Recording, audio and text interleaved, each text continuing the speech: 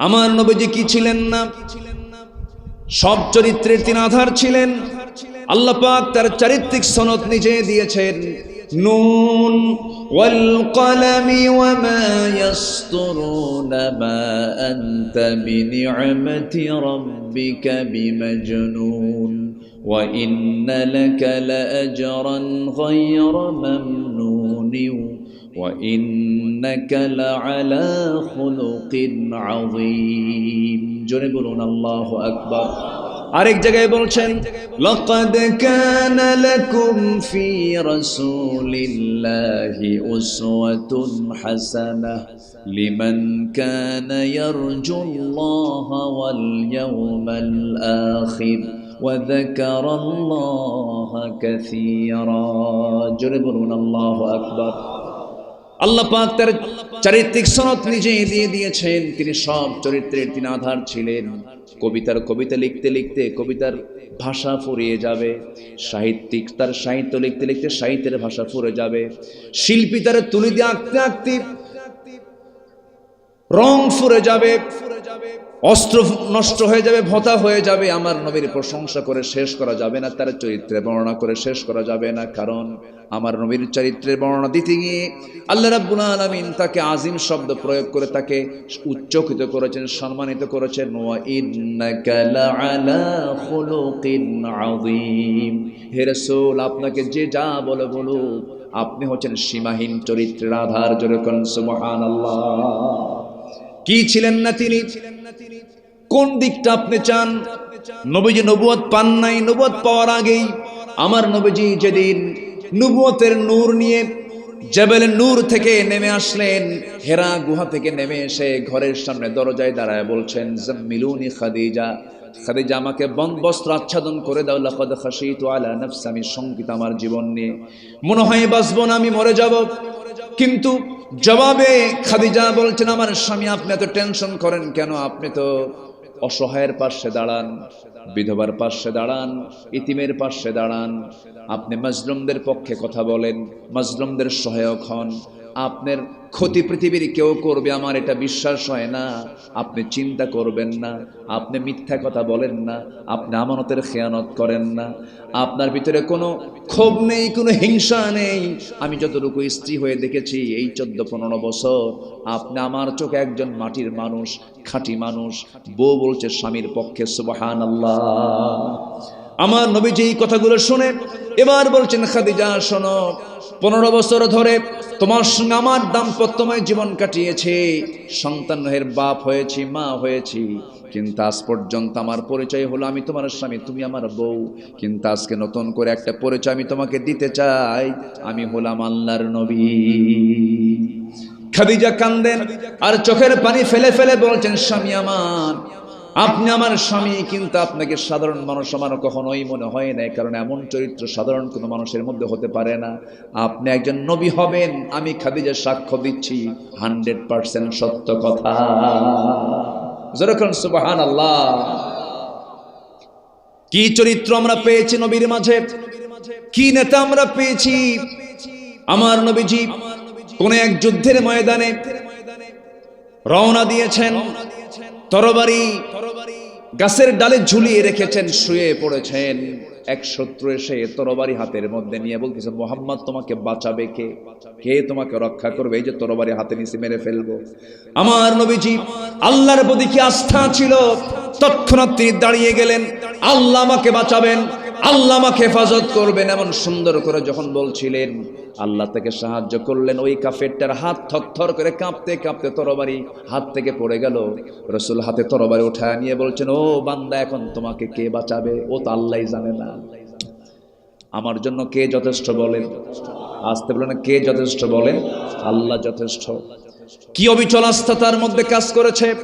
মুসলমানদের বিজয় এসেছে শক্তি দিয়া, তরবারি দিয়া না, ঈমান দিয়া।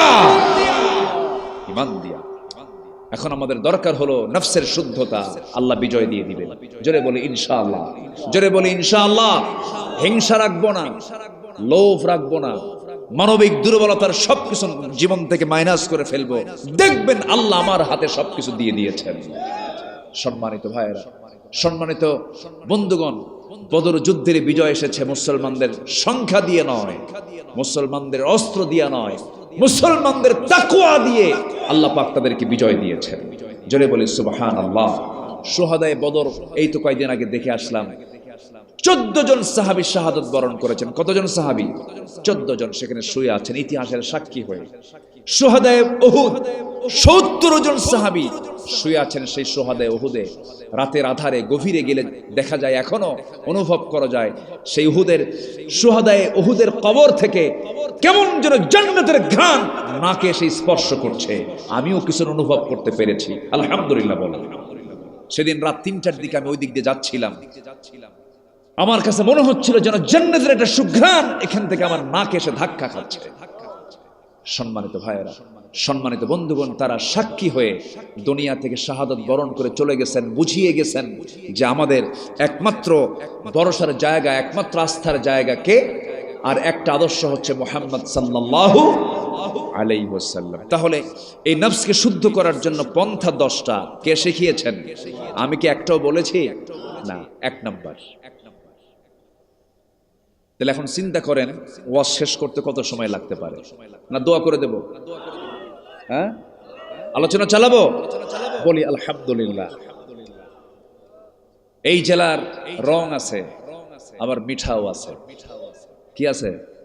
মিঠাও আছে। এই জেলার কি আছে? রং আছে, রংপুর। মিঠা আছে, মিঠা পুকুর। আচ্ছা, পুকুরটা কোথায়? হ্যাঁ, না না, পুকুরটা কোথায়? আছে, পুকুর আছে, পুকুর। তাহলে মিঠাও আছে, পুকুরও আছে। বলি আলহামদুলিল্লাহ। বাঁচার জন্য লবণ পানি দরকার না মিঠা পানি দরকার? গোটা দেশবাসী মিঠা পুকুর আসুক, এখানেই মিঠা পাওয়া যায়। আলহামদুলিল্লাহ। জায়গা দিবেন কেন? এই জন্য আল্লাহ পাক বৃষ্টির পানি দিয়েছেন এক জায়গায় না সব জায়গায়? সব জায়গায়। ওই বঙ্গোপসাগরের পানিকে আল্লাহ পাক ফিল্টারিং করে তুললেন, কোনো পাইপ দিয়ে না, পানি চক্রের মধ্য দিয়ে বাষ্পীয় আকারে তুললেন। তুলে বঙ্গোপসাগর থেকে একদম টেনে নিয়ে আসলেন হলো পঞ্চগড়ের কি তেতুলিয়ার সলিমুদ্দিমিয়ার 4 শতক ধুলায় মলিন জমিন। ওখান থেকে আল্লাহ পাক বাষ্পীয় আকারে ট্যাক্স দিছেন, খাজনা দিছেন। একদম ওখান থেকে নিয়ে এসে হঠাৎ করে একটা ঝাপটা হাওয়া এসে মেঘ ভরপুর হয়ে সুন্দর বৃষ্টি করে, সুন্দর করে ধুলায় মলিন জমি সবুজ শ্যামলে রূপান্তরিত করে দিলেন, একদম ফ্রি ট্যাক্সে। আলহামদুলিল্লাহ বলা যাবে না? সুবহানাল্লাহ বলা যাবে না? কে দিয়েছেন? কে দিয়েছেন? কে দিয়েছেন? আল্লাহ। তাহলে সব জায়গায় মিঠা, শুধু মিঠা পুকুরে এটা না, সব জায়গায় মিঠা আছে না নাই? মিঠা ছাড়া কোনো উপায় নাই, বাঁচার জন্য মিঠা লাগে। আর সমুদ্রের পানিকে লবণ করেছেন, এই জন্য সমুদ্রের পানি যদি লবণ না হতো, সব বর্জ্যগুলো ময়লাগুলো সব জমা হয় সমুদ্রে। যদি লবণ না হতো, এটাকে প্রসেসিং করে এটা জীবাণু মুক্ত করা যেত না, আবহাওয়া নষ্ট হয়ে যেত। এই জন্য আল্লাহ পাক সমুদ্রের পানিকে আল্লাহ পাক লবণ করেছেন। জোরে বলি সুবহানাল্লাহ। আল্লাহ রাব্বুল আলামিন 114টি সূরা নাযিল করেছেন 30 পারার ভিতরে। মক্কা এবং মদিনায় দীর্ঘ 23 বছরে প্রয়োজনের পরিপ্রেক্ষিতে আল্লাহ পাক এই কোরআন রাসূলকে উপহার দিয়েছেন বিশ্ব মানবতার জন্য। সম্মানিত ভাইরা, তারই একটি সূরা, অন্যতম সূরা হলো সূরাতুল আ'লা। সূরাতুল আ'লা অর্থাৎ সবচেয়ে উপরে যিনি, তিনি কে? আরো জোরে, তিনি কে? আরো জোরে, তিনি কে? আল্লাহ পাক। সূরাতুল আ'লার শেষ দিক থেকে আমি তেলাওয়াত করেছি 14 থেকে 19 পর্যন্ত। এই 6টি আয়াত আমি তেলাওয়াত করেছি, ছোট্ট ছোট্ট আয়াত। একটা মানুষের জীবনের পরিবর্তনের জন্য, একটা মানুষের জীবনের পরিপূর্ণ চেঞ্জের জন্য, আখিরাতমুখী চিত্ত, আখিরাতমুখী হৃদয় গড়ার জন্য বেশি মেসেজ লাগে না। শুধু এই কয়েকটা আয়াত যদি কোনো বান্দা ফলো করে, ওই বান্দা সফলতার চূড়ান্ত শিখরে পৌঁছে জান্নাতের মেহমান হয়ে যাবে। এটা জোরে বলি সুবহানাল্লাহ। আসুন আমরা সেই তেলাওয়াতকৃত আয়াতের দিকে আস্তে আস্তে চলে যাচ্ছি। আল্লাহ রাব্বুল আলামিন বলেন, قد أفلح من تزكى وذكر اسم ربه ربه فصلى بل تؤثرون الحياة الدنيا والآخرة خير وأبقى إن هذا لفي الصحف الأولى صحف إبراهيم وموسى জোরে বলুন আল্লাহু আকবার। আমার বন্ধুগণ, আল্লাহ রাব্বুল আলামিন সফলতার দিক খুঁজে বের করার জন্য বিভিন্ন জায়গায় আফলাহ শব্দ প্রয়োগ করেছেন, মুফলিহুন বলেছেন, ফাইজুন বলেছেন।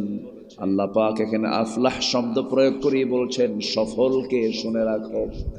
সফলতার জন্য আল্লাহ রাব্বুল আলামিন এই জায়গায় তিনটি কাজের কথা বলেছেন। এর মধ্যে এক নাম্বার কাজ হলো ক্বাদ আফলাহা মান তাযাক্কা। প্রকৃত সফল তো সেই বান্দা যে বান্দা নিজেকে শুদ্ধ করতে পেরেছে, নফসের শুদ্ধতা আনতে পেরেছে, আত্মশুদ্ধিতার চূড়ান্ত পর্যায়ে যে পার করতে পেরেছে, সেই হলো প্রকৃত সফল। জোরে বলি সুবহানাল্লাহ।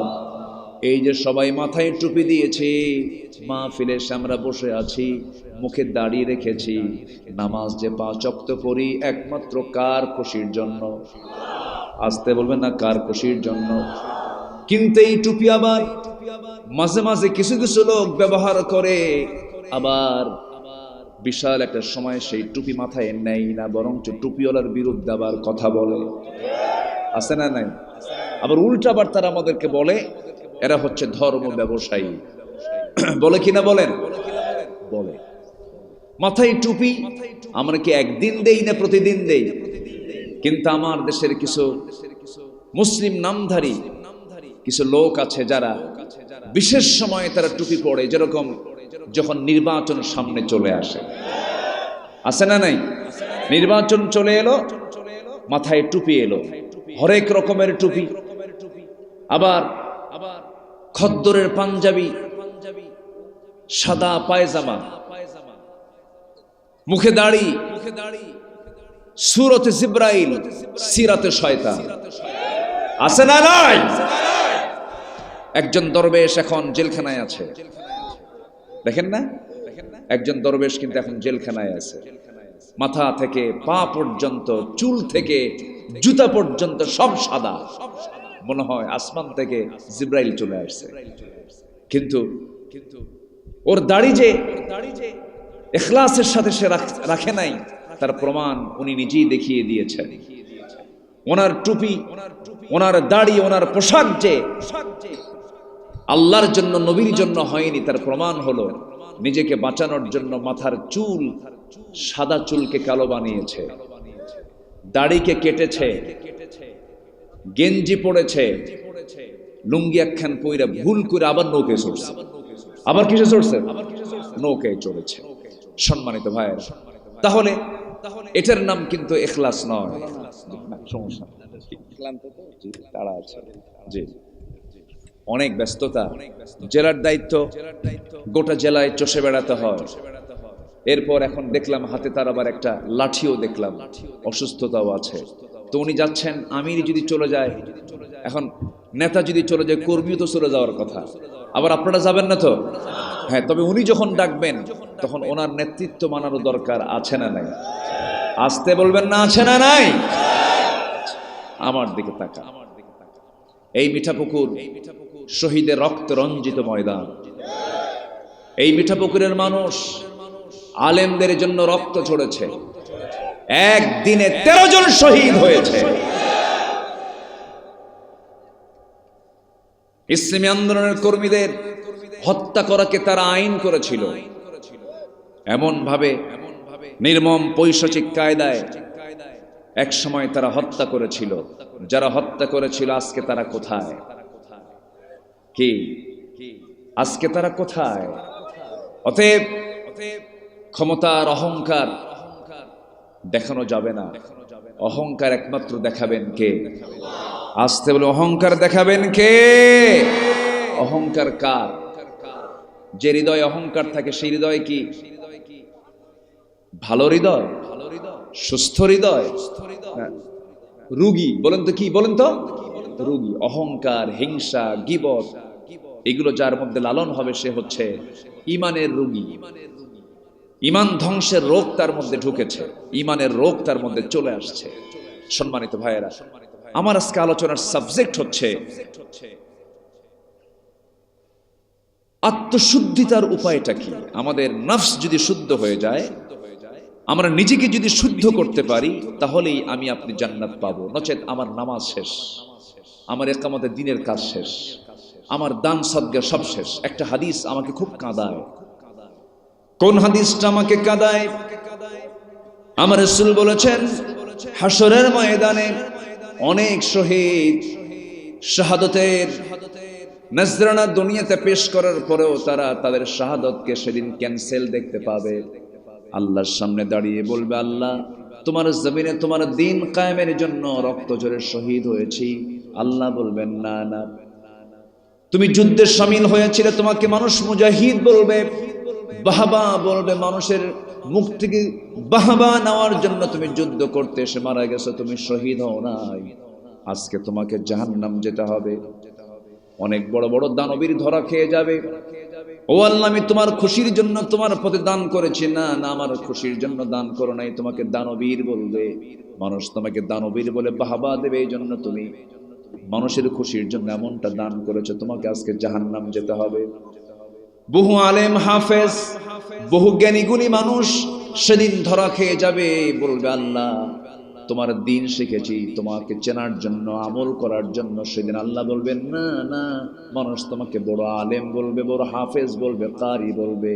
মানুষের বাহবা নেবার জন্য তুমি বড় আলেম হয়েছ, আমার খুশির জন্য হও নাই। যাও, তুমি আজকে জাহান্নামে চলে যাও। আমার বন্ধুগণ, জি নফসের শুদ্ধতার অভাবে বহু শহীদ আলেম দানবের সেদিন ধরা খেয়ে যাবে। এই জন্য সবার আগে আমার সার্বিক সফলতার জন্য বাহিরের দিকটা আগে সুন্দর করা দরকার না ভিতরের দিকটা সুন্দর করা দরকার? বলেন বলেন বলেন বলেন। ভিতর আত্তাকওয়া হা হুনা, আত্তাকওয়া হা হুনা, তাকওয়াটা হলো ভিতরে।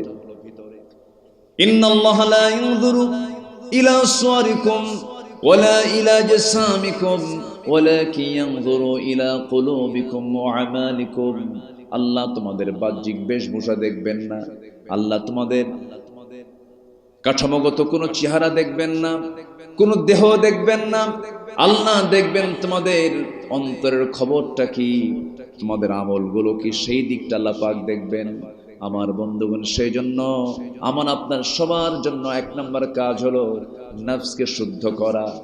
নফসের যে রোগগুলো আছে সেই রোগগুলো থেকে নিজেকে বাঁচানো। নফসের রোগ আছে না নাই? হিংসা করা কিসের রোগ? বলেন বলেন বলেন।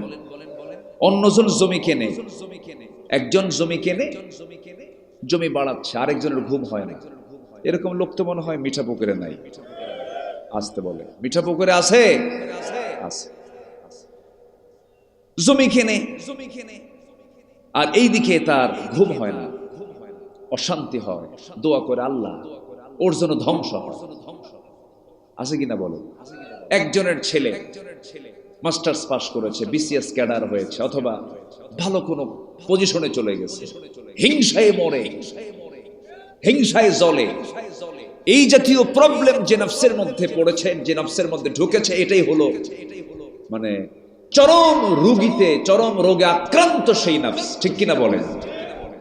এই রোগগুলো থাকা যাবে না, এই রোগগুলো হওয়া যাবে না। বরঞ্চ বলতে হবে, আল্লাহ তুমি ওরে জমি কেনার তৌফিক দিছো, আমারও জমি কেনার তৌফিক দাও। ওরে মাল দিছো, আমারও মাল দাও।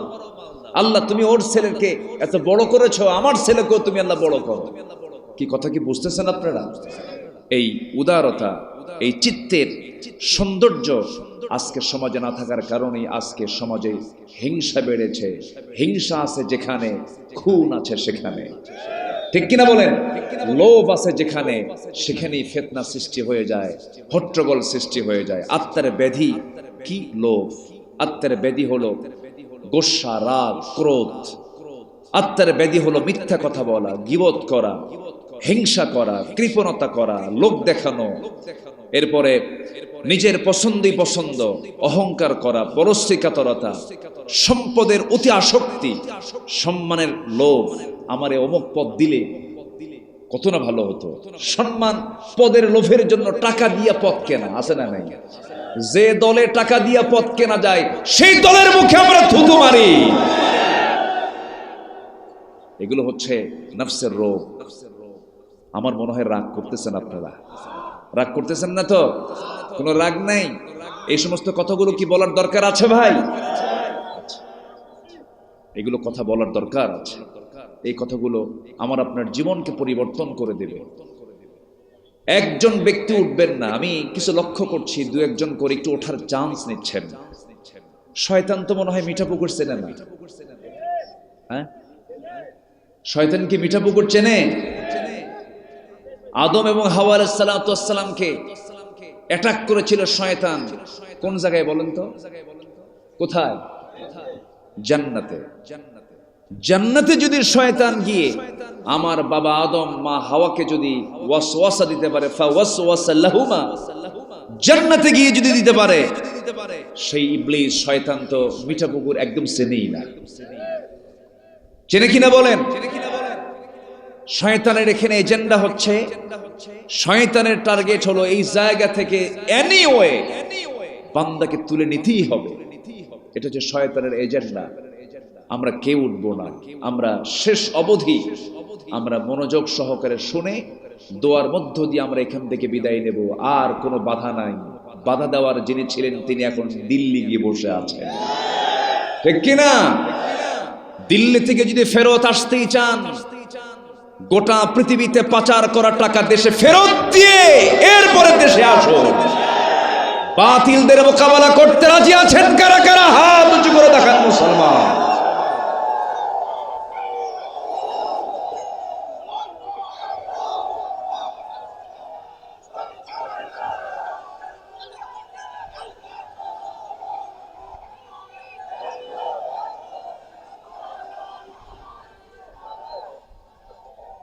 হাত নামান। সম্মানিত ভাইয়েরা, আবু সাইদের বাড়ি কোন জেলা? বলেন কোন জেলা? এই পীরগঞ্জের জাফরপাড়ায় আবু সাইদের জন্ম। আবু সাইদ মুগ্ধ, শেষ হয়নি এখনো যুদ্ধ, ঠিক কিনা? একটা মানুষের জীবনের দাম পৃথিবীর কোনো মানুষ দিতে পারবে? দিতে পারবে? পারবে না। সম্মানিত ভাইয়েরা, সম্মানিত বন্ধুগণ, সম্মানিত ভাই সব, অন্তরকে পরিশুদ্ধ করতে হবে সবার আগে, তাছাড়া ধরা খেয়ে যাবেন, একদম ধরা খেয়ে যাবেন। কার আদালতে? আল্লাহর আদালতে। অহংকার করা যাবে না। অহংকার করে বলেছিল দিল্লি আমাকে বাঁচাবে, রাশা বাঁচাবে, আমেরিকা বাঁচাবে, কেউ বাঁচায় নেই। বাঁচানোর একমাত্র ক্ষমতা কার? আসতে বলবেন না কার? সে আল্লাহ আছেন না নাই?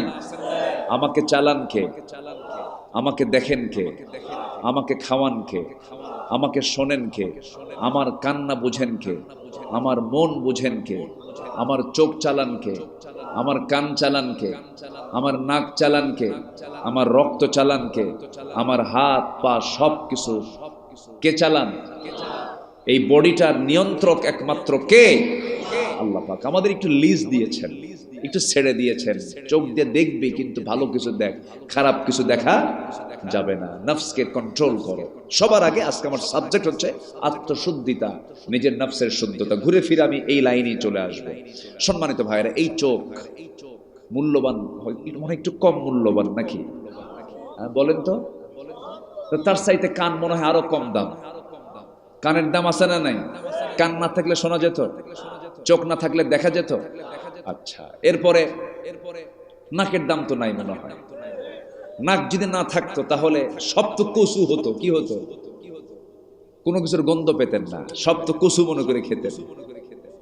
জিহবার দরকার মনে হয় নাই। আচ্ছা, তাহলে এই মূল্যবান জিনিসগুলো সব কার দেওয়া?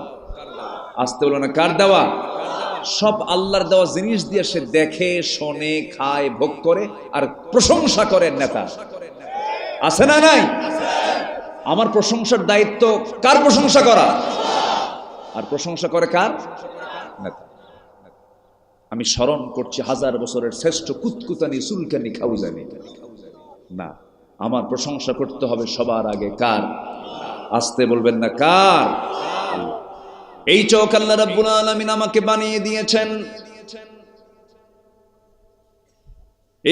এবং এই চোখটাকে হেফাজত করার জন্য, ঠিক রাখার জন্য মলমের ব্যবস্থাও করেছেন। আবার কান দিয়েছেন, এই কানের মধ্যে যেন কোনো পোকামাকড় না ঢুকতে পারে। কানের মধ্যে কিছু তিক্ত জিনিস দিয়েছেন। তিক্ততা, কানের মধ্যে যেটা থাকে ময়লা, এটাকে এলাকায় কি বলে? ভালো করে কন, একটা কন, একটা শব্দ আছে তো, খইলা। এই তো বললি তো হয়ে যায়, খইলা। এই যে খইলা কানের মধ্যে কে দিয়েছেন? আসতে বলবেন না কে দিয়েছেন? আল্লাহ রাব্বুল আলামিন দিয়েছেন। কেন? এটা হলো তিক্ততা, এর মধ্যে কোনো স্বাদ নাই। হঠাৎ করে যদি কোনো পিঁপড়া, কোনো পোকামাকড় যদি ভিতরে ঢুকতেও নেয়, ওই তিক্ততা যখন তার মুখের মধ্যে ঢুকতে নেয়, সে ওখান থেকে বের হয়ে আসে। আল্লাহ পাক আস্তে করে বান্দার কানকে আল্লাহ পাক তিক্ত খোল দিয়ে রেখে আল্লাহ পাক এটাকে হেফাজত করেছেন। একই বডিতে আবার চোখের দিকে যান, চোখের পানি মিঠা না লবণ? বলেন, চোখের পানিটা মিঠা না লবণ? লবণ পানি। একই দেহের মধ্যে দেখেন, কানটা হলো তিক্ততা দিয়ে ভরা, আবার চোখটাকে আল্লাহ রাব্বুল আলামিন লবণ খরা পানি দিয়ে এটাকে ভাসিয়ে রেখেছেন। যে কোনো জীবাণু ধ্বংস করার জন্য মিঠা দরকার না লবণ দরকার? লবণ দরকার। লবণ দিয়ে আল্লাহ পাক চোখটাকে স্থায়ী অয়েন্টমেন্টের ব্যবস্থা করেছেন, মলমের ব্যবস্থা করেছেন, চোখ যেন নষ্ট না হয়। এরপরে এই যে জিহ্বা আল্লাহ রাব্বুল আলামিন দিয়েছেন, জিহ্বাকে ভিজায় রেখেছেন, সিক্ত করে রেখেছেন। জিহ্বাকে যদি আল্লাহ পাক ভাটায় রেখে দিতেন, জোয়ার যদি না দিতেন, মানুষের কথা বলতে, কথা মুখ থেকে বের হতো না। মানুষের গলা শুকে যেত, মানুষ মরে যেত। 24 ঘন্টা আমার আপনার জিহ্বাকে যিনি সিক্ত রেখেছেন লালা দিয়া, তিনি আমার কে? সে লালার স্বাদ কেমন? তিতা, মিষ্টি না কি? বলেন তো কি? মিষ্টি। মিষ্টি লাগে, লালা মিষ্টি লাগে। মিষ্টিও না, কোনো স্বাদই নাই। কোনো স্বাদ আছে? কোনো স্বাদ নাই। আচ্ছা, কষ্ট পাচ্ছেন নাকি আপনারা?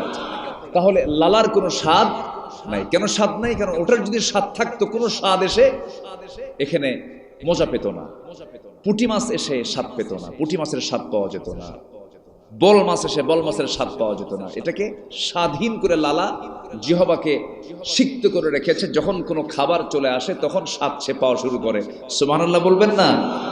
তাহলে একই দেহের ভিতরে জিহ্বার লালার কোনো স্বাদ নাই, চোখটা লবণ, আবার কানটা কি?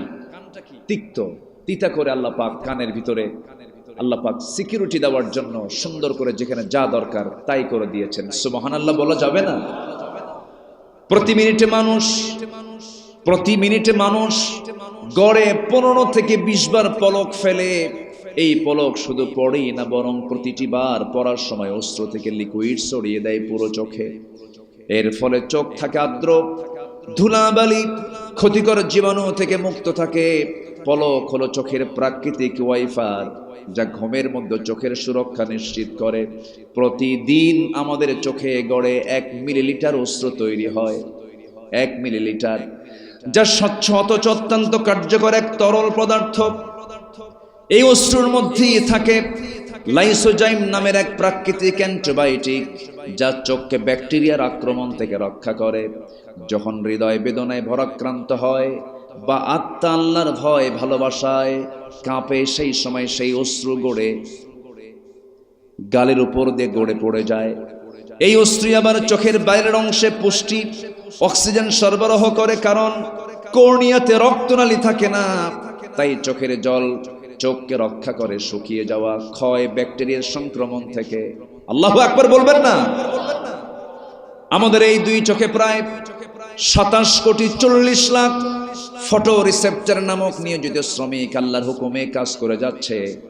আমার আপনার চোখের কাজ তারা করে যাচ্ছে। যখন আলো আপনার চোখে গিয়ে পড়ছে, যখন ফটো রিসেপ্টরের কাছে চলে যাচ্ছে, তখন ফটো রিসেপ্টর তাকে প্রসেসিং করে আপনার অপটিক নার্ভে পৌঁছে দিচ্ছে। সেখান থেকে ইলেকট্রিক ইম্প্যালেন্সের মাধ্যমে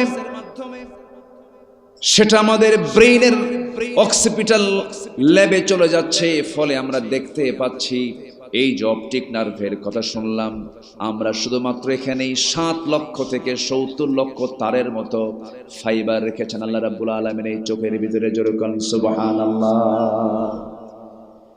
আমার বন্ধুগণ, এত দামি একটা জিনিস, এই চোখ প্রায় 1 কোটি ভিন্ন ভিন্ন রং সে দেখতে পারে। এমন রং পৃথিবীতে আছে যে রং আমাদের চোখে এখনো পড়েই নাই।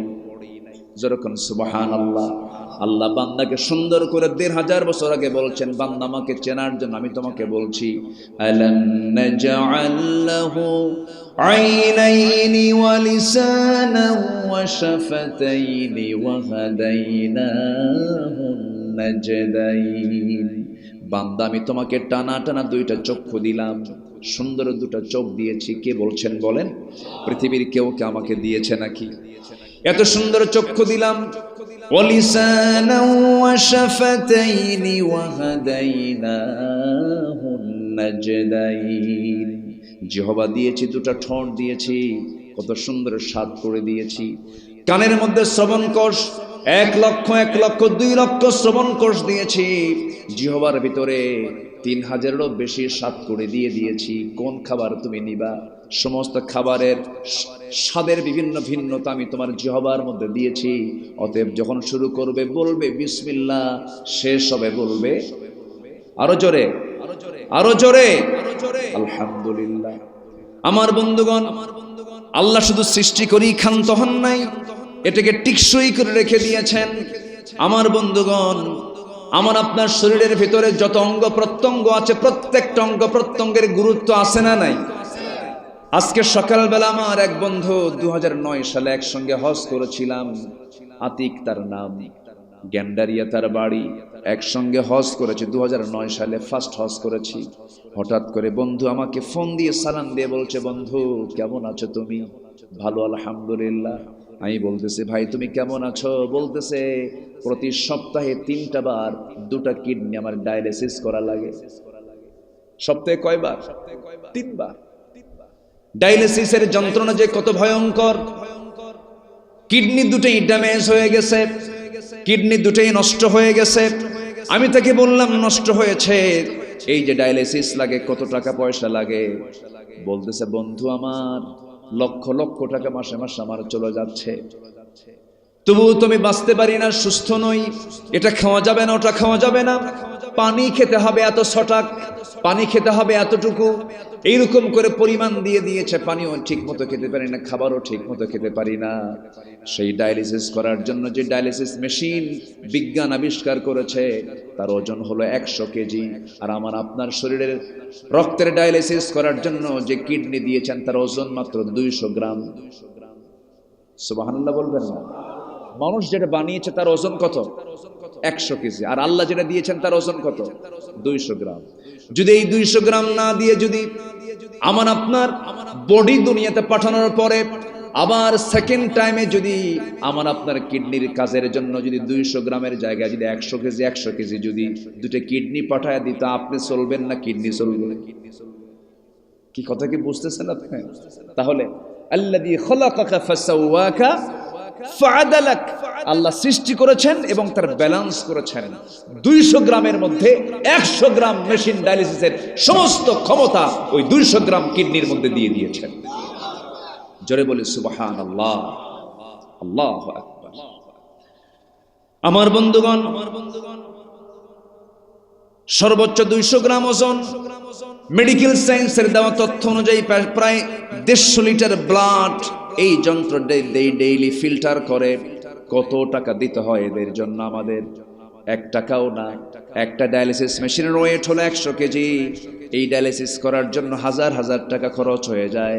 এই 3.5 হাত বডিতে আল্লাহ রাব্বুল আলামিন আমার আপনার জন্য একটা কিডনি দিলেও হতো, 2টা দিয়েছেন। হঠাৎ করে একটা কিডনি যদি নষ্ট হয়ে যায়, আর একটা কিডনি নিয়ে যেন বান্দা জীবন বাঁচতে পারে। জোরকন সুবহানাল্লাহ। এরপরও বান্দাকে আল্লাহ আমারে দিল কি? আছে না নাই? আছে না নাই? ক্যান্সার আক্রান্ত রোগীকে বলা হলো, বলো তো তোমার আল্লাহ সম্পর্কে তোমার ধারণা কি? তোমাকে যে ক্যান্সার দেওয়া হয়েছে, তুমি আল্লাহকে নিয়ে কি বলতে চাও? বলতেছে, আমার আল্লাহকে নিয়ে আমার কোনো অভিযোগ নাই, তবে হ্যাঁ, যদি কোনো মানুষ, যদি কোনো ব্যক্তি যদি সুস্থ থাকে, নীরব থাকে, ওই ব্যক্তির উচিত আল্লাহর কাছে কোনো অভিযোগ না দেওয়া। সুবহানাল্লাহ বলবেন। তার আর আল্লাহর কাছে কোনো অভিযোগ থাকার কথা নয়। ভাইরে, এই জীবনটা আমরা পেয়েছি কয়বার? বলেন কয়বার পেয়েছি? একবার। এটাকে আমরা কাজে লাগাবো, নষ্ট করব না। জোরে বলি ইনশাআল্লাহ। এই চোখ আল্লাহ পাক দিয়েছেন পরনারীকে দেখার জন্য? আসতে বলবেন না। পরনারীকে দেখার জন্য, হারাম কিছু দেখার জন্য না। এই চোখ আমার হেফাজত করতে হবে, এই কান আমার হেফাজত করতে হবে, এই অন্তরকে আমার হেফাজত করতে হবে। একটু মনোযোগ দিয়ে শুনবেন, কান লাগাবেন। আল্লাহ রাব্বুল আলামিন বলছেন, ক্বাদ আফলাহা মান তাযাক্কা ওয়া যাকারা ইসমা রাব্বিহি ফাসাল্লা বাল তু'থিরুনাল হায়াতাদ দুনিয়া ওয়াল আখিরাতু খায়রুন ওয়া আবকা। কোন বান্দা সফল হলো? তিনটা কাজ। এর মধ্যে এক নাম্বার শুরু করেছি, যে বান্দা নফসকে শুদ্ধ করতে পেরেছে। নফসকে শুদ্ধ করার জন্য আল্লাহ পাক এই দিকে কোরআনে কারীমের মধ্যে 10টা পন্থা শিখিয়েছেন। কয়টা পন্থা বলেন? 10টা পন্থা। আমি কি একটাও বলেছি নাকি? একটাও বলে নাই। তাহলে বলেন নুরুল, ওয়াজ কি শেষ না শুরু? ওয়াজ কি শেষ না শুরু? শুরু। কিন্তু আমাকে মঞ্চ উঠায় দেওয়া হয়েছে খুব পরে, অনেক পরে। এত পরে ওয়াজ হয় না, হয় আওয়াজ। এত রাতে মেহমানকে উঠানো ঠিক না। 9টায় উঠাবেন। আল্লাহ নামাজ দিয়েছেন কয় ওয়াক্ত? আল্লাহ বলে দিয়েছেন নামাজটা পড়ো অসময়ে না সময়ে। ইন্নাস সালাতা কানাত আলাল মুমিনিনা কিতাবাম মাওকুতা। সময় মতো নামাজ পড়তে হয়। যে কোনো কাজ সময় মতো হওয়া উচিত। আমি এটাও বলছি, প্রযুক্তির কল্যাণে আমাদের মাহফিলগুলো আদর্শ টাইমে মাহফিলগুলো হওয়া উচিত। বড় জোর 11টার মধ্যে মাহফিল শেষ হলে সব ঠিক থাকে, ঠিক কিনা বলেন? এটাও প্রযুক্তির কল্যাণে গোটা দেশবাসী যেন জানতে পারে, এই মাহফিলের একটা টাইম সিলেকশনে যেন আমরা সতর্ক হয়ে, সচেতন হয়ে যেন আমরা এটাকে কাজে লাগাতে পারি। আল্লাহ পাক সেই তৌফিক দান করুন। জোরে বলি আমিন। এখন যেহেতু 12টা পার হয়ে গেছে, আমাকে উঠাইছি 12টার একটু আগে, তাহলে আর একটু সময় যদি আপনি আমাকে দেন, আপনার কি কষ্ট হবে? এই যে দুজন লোক উঠলো কেন? হ্যাঁ, বসেন, একটু বসেন। কি দরকার আছে? একটু বসেন। কত সময় কত দিকে চলে যায় ভাই। আপনি উঠবেন, আপনাকে দেখে আরেকজন উঠবে। এই ওঠাউঠি হতো না যদি 9টায় হতো। একটু বসেন, আমি একটু সময় চেয়ে নিচ্ছি। তাহলে আত্মশুদ্ধির পন্থা কয়টা বলেন তো? আসতে বলেন, কয়টা পন্থা? 10টা। মুখস্থ করে যাবেন, কিন্তু এটা মাথায় রাখবেন নিজের জীবনকে শুদ্ধ করার জন্য। এই পরামর্শ কি আব্দুল্লাহ আল আমিনের না আল্লাহ? কার পরামর্শ? কার পরামর্শ? আত্মশুদ্ধ হতে চাও, আত্মশুদ্ধিতে আনতে চাও, আমি তোমাকে জানিয়ে দিচ্ছি কোরআন থেকে 10টা পন্থা অবলম্বন করো, তুমি সফল হয়ে জান্নাতের চাবি তোমার হাতে তুমি উঠায় নিবা। আমাদের শেষ, আমাদের পাওয়া হলো জান্নাত। সবাই কি জান্নাত পেতে চান? সবাই কি জান্নাত পেতে চান? কয় নাম্বার জান্নাত? কয় নাম্বার জান্নাত? নাম কি বলেন? জান্নাতুল ফেরদাউস। আহারে কি সুন্দর জায়গা! মন কখনো কল্পনাও করে নাই, চোখ কখনোই দেখে নাই, কখনো শোনে নাই এত সুন্দর জায়গার কথা। সেই জান্নাত আমার আপনার সামনে পড়ে আছে। 4টা নহর বেষ্টিত সেই জান্নাত। দুধের নহর, মধুর নহর, পানির নহর, শরাবের নহর সেখানে থাকবে। সেই নহর থেকে এই সমস্ত নহরের পানি, মধু, এগুলো পান করবে, জীবনের শক্তি ফিরে পাবে, কখনো বুড়া হবে না। দুনিয়ার চাল খেলে কেউ যুবক হয়, কেউ বুড়া হয়ে যায়। জান্নাতের খাবার খেলে বুড়া হওয়ার কোনো কায়দাই নাই। যেরকম সুবহানাল্লাহ, যেরকম সুবহানাল্লাহ। সেদিন এক বুড়া চাচা আমারে বলতেছে, হুজুর জান্নাতের মধ্যে এত নিয়ামতের কথা আপনি বললেন, জান্নাতে কি বিড়ি নাই? দেখেন কি চিন্তা, দেখেন এই পচা জিনিস জান্নাতে থাকলে কি জান্নাত থাকে? আর আমার তো মনে হয় পায়খানার যে গন্ধ তার চেয়েও পচা গন্ধ হলো এটার গন্ধ। ঠিক তো ঠিকই কইলেন, কিন্তু বিড়ি তো ঠিকই টানে। কি যে টানে। রংপুরে এটার আবাদ কম হয় না বেশি হয়? এটার ফ্যাক্টরি কম না বেশি?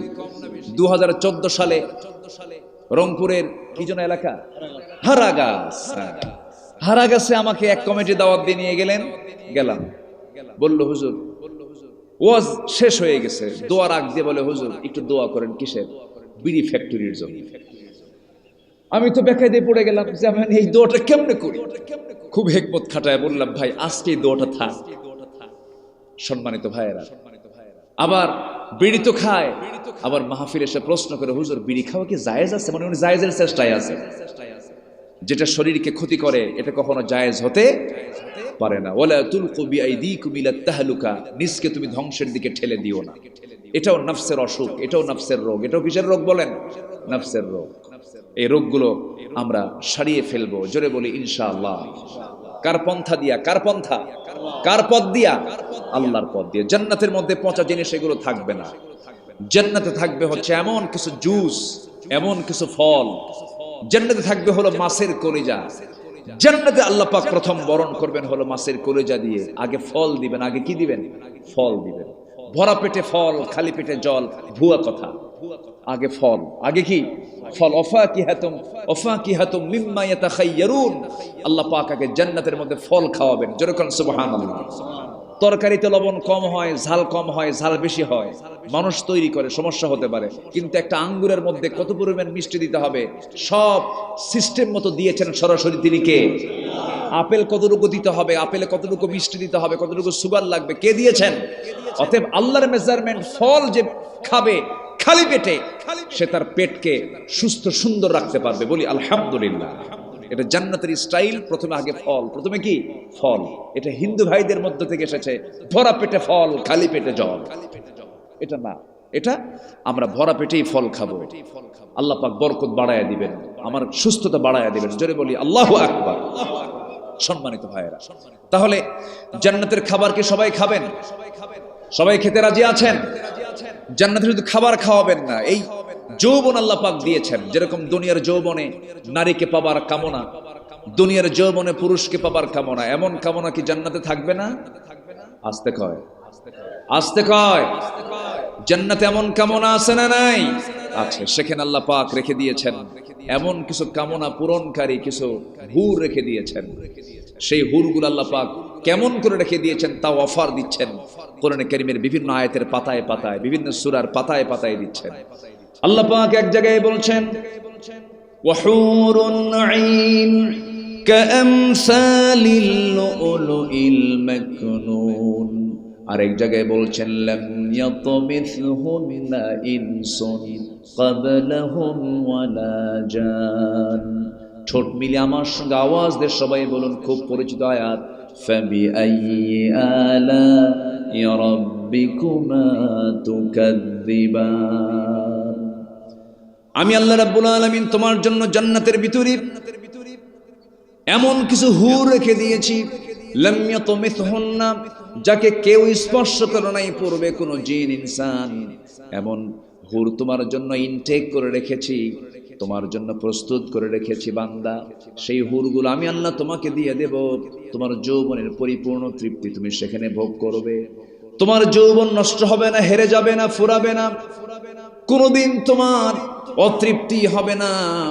ব্যাখ্যা এসেছে জান্নাতের হুররা এত সুন্দরী হবে, চামড়াটা স্বচ্ছ কাঁচের মতো হবে, উপর থেকে নিচের দিকে তাকালে হাড় পর্যন্ত দেখা যাবে, ভিতরের হাড় পর্যন্ত চোখে ধরা পড়ে যাবে।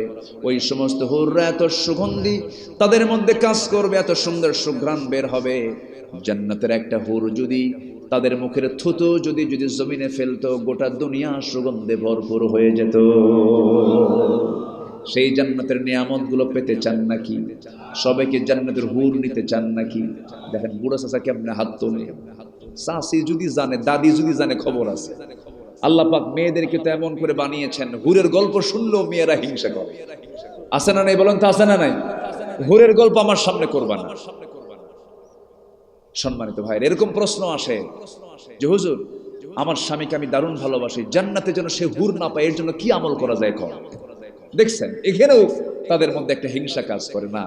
আল্লাহ পাক সব নিয়ামত জান্নাতের মধ্যে রেখে দিয়েছেন। মাদেরকে আল্লাহ পাক সেখানে যদি তার স্বামী যদি জান্নাতি না হয়, তার জন্য অবশ্যই জান্নাতের পুরুষ আছে না নাই?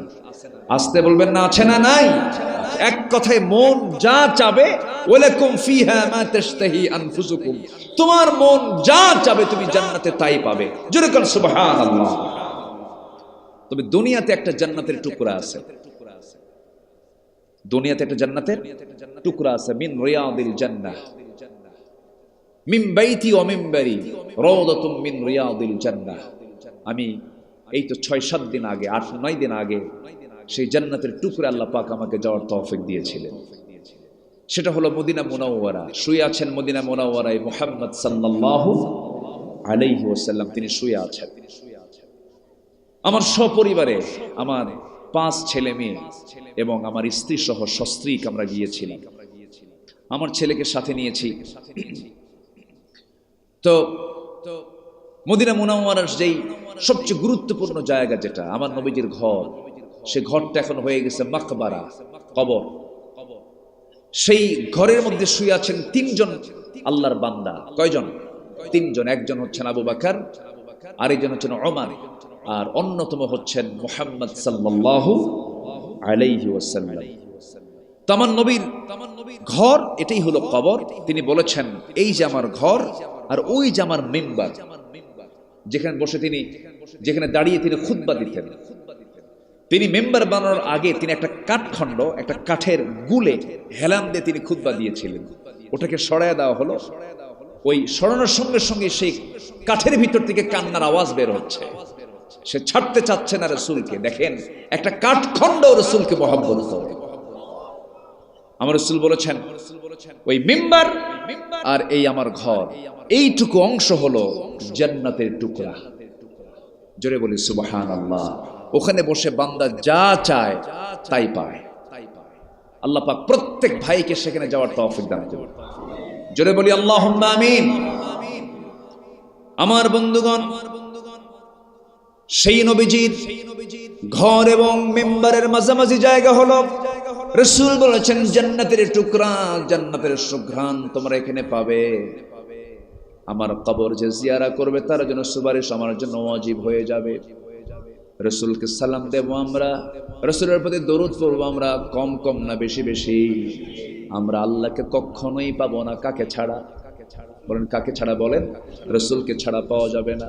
আল্লাহ তার রাসূলকে এত বেশি মহব্বত করেছেন যে, রাসূল হয়ে আমার কাছে আসো, নবী হয়ে তুমি আমার কাছে আসো। রাসূলকে নেতা মনে করো, রাসূলকে আদর্শ মনে করো, রাসূলকে দলের নেতা মনে করো। মূল নেতা হচ্ছে মুহাম্মদ সাল্লাল্লাহু আলাইহি ওয়াসাল্লাম। আমার দেশে এই নেতার জায়গায় আরো নেতার নাম আছে না নাই? আসতে বলবেন না, আছে না নাই?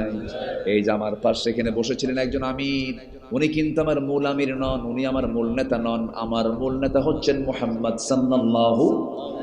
আমি তাকে ততক্ষণ মানব যতক্ষণ তিনি নবীকে মানবেন, যতক্ষণ তিনি আল্লাহকে মানবেন। কিন্তু তিনি যদি রাসূলকে না মানেন, আল্লাহকে যদি না মানেন, সে আমার নেতা হতে পারে না। এই জায়গায় আমাদের দেশে সমস্যা আছে না নাই? আসতে বলবেন না, আছে না নাই? নেতা পেশাব করে পানি নেয় না, আছে কি না? নেতা দাঁড়ায় দাঁড়ায় কুত্তার মতো পেশাব করে, আছে না নাই? নেতা সারা রাত মদের বোতল নিয়ে বসে থাকে, নারীবাজি করে, কর্মীদের হাতে নারী তুলে দেয়, ইয়াবা তুলে দেয়, চরিত্র হনন করে, লম্পট জীবন যাপন করে, কুকুরের মতো চরিত্র যার। ওই সমস্ত নেতৃত্বের মুখে আমরা জুতা মারি, জুতা মারি, জুতা মারি। রাজি আছেন কারা কারা?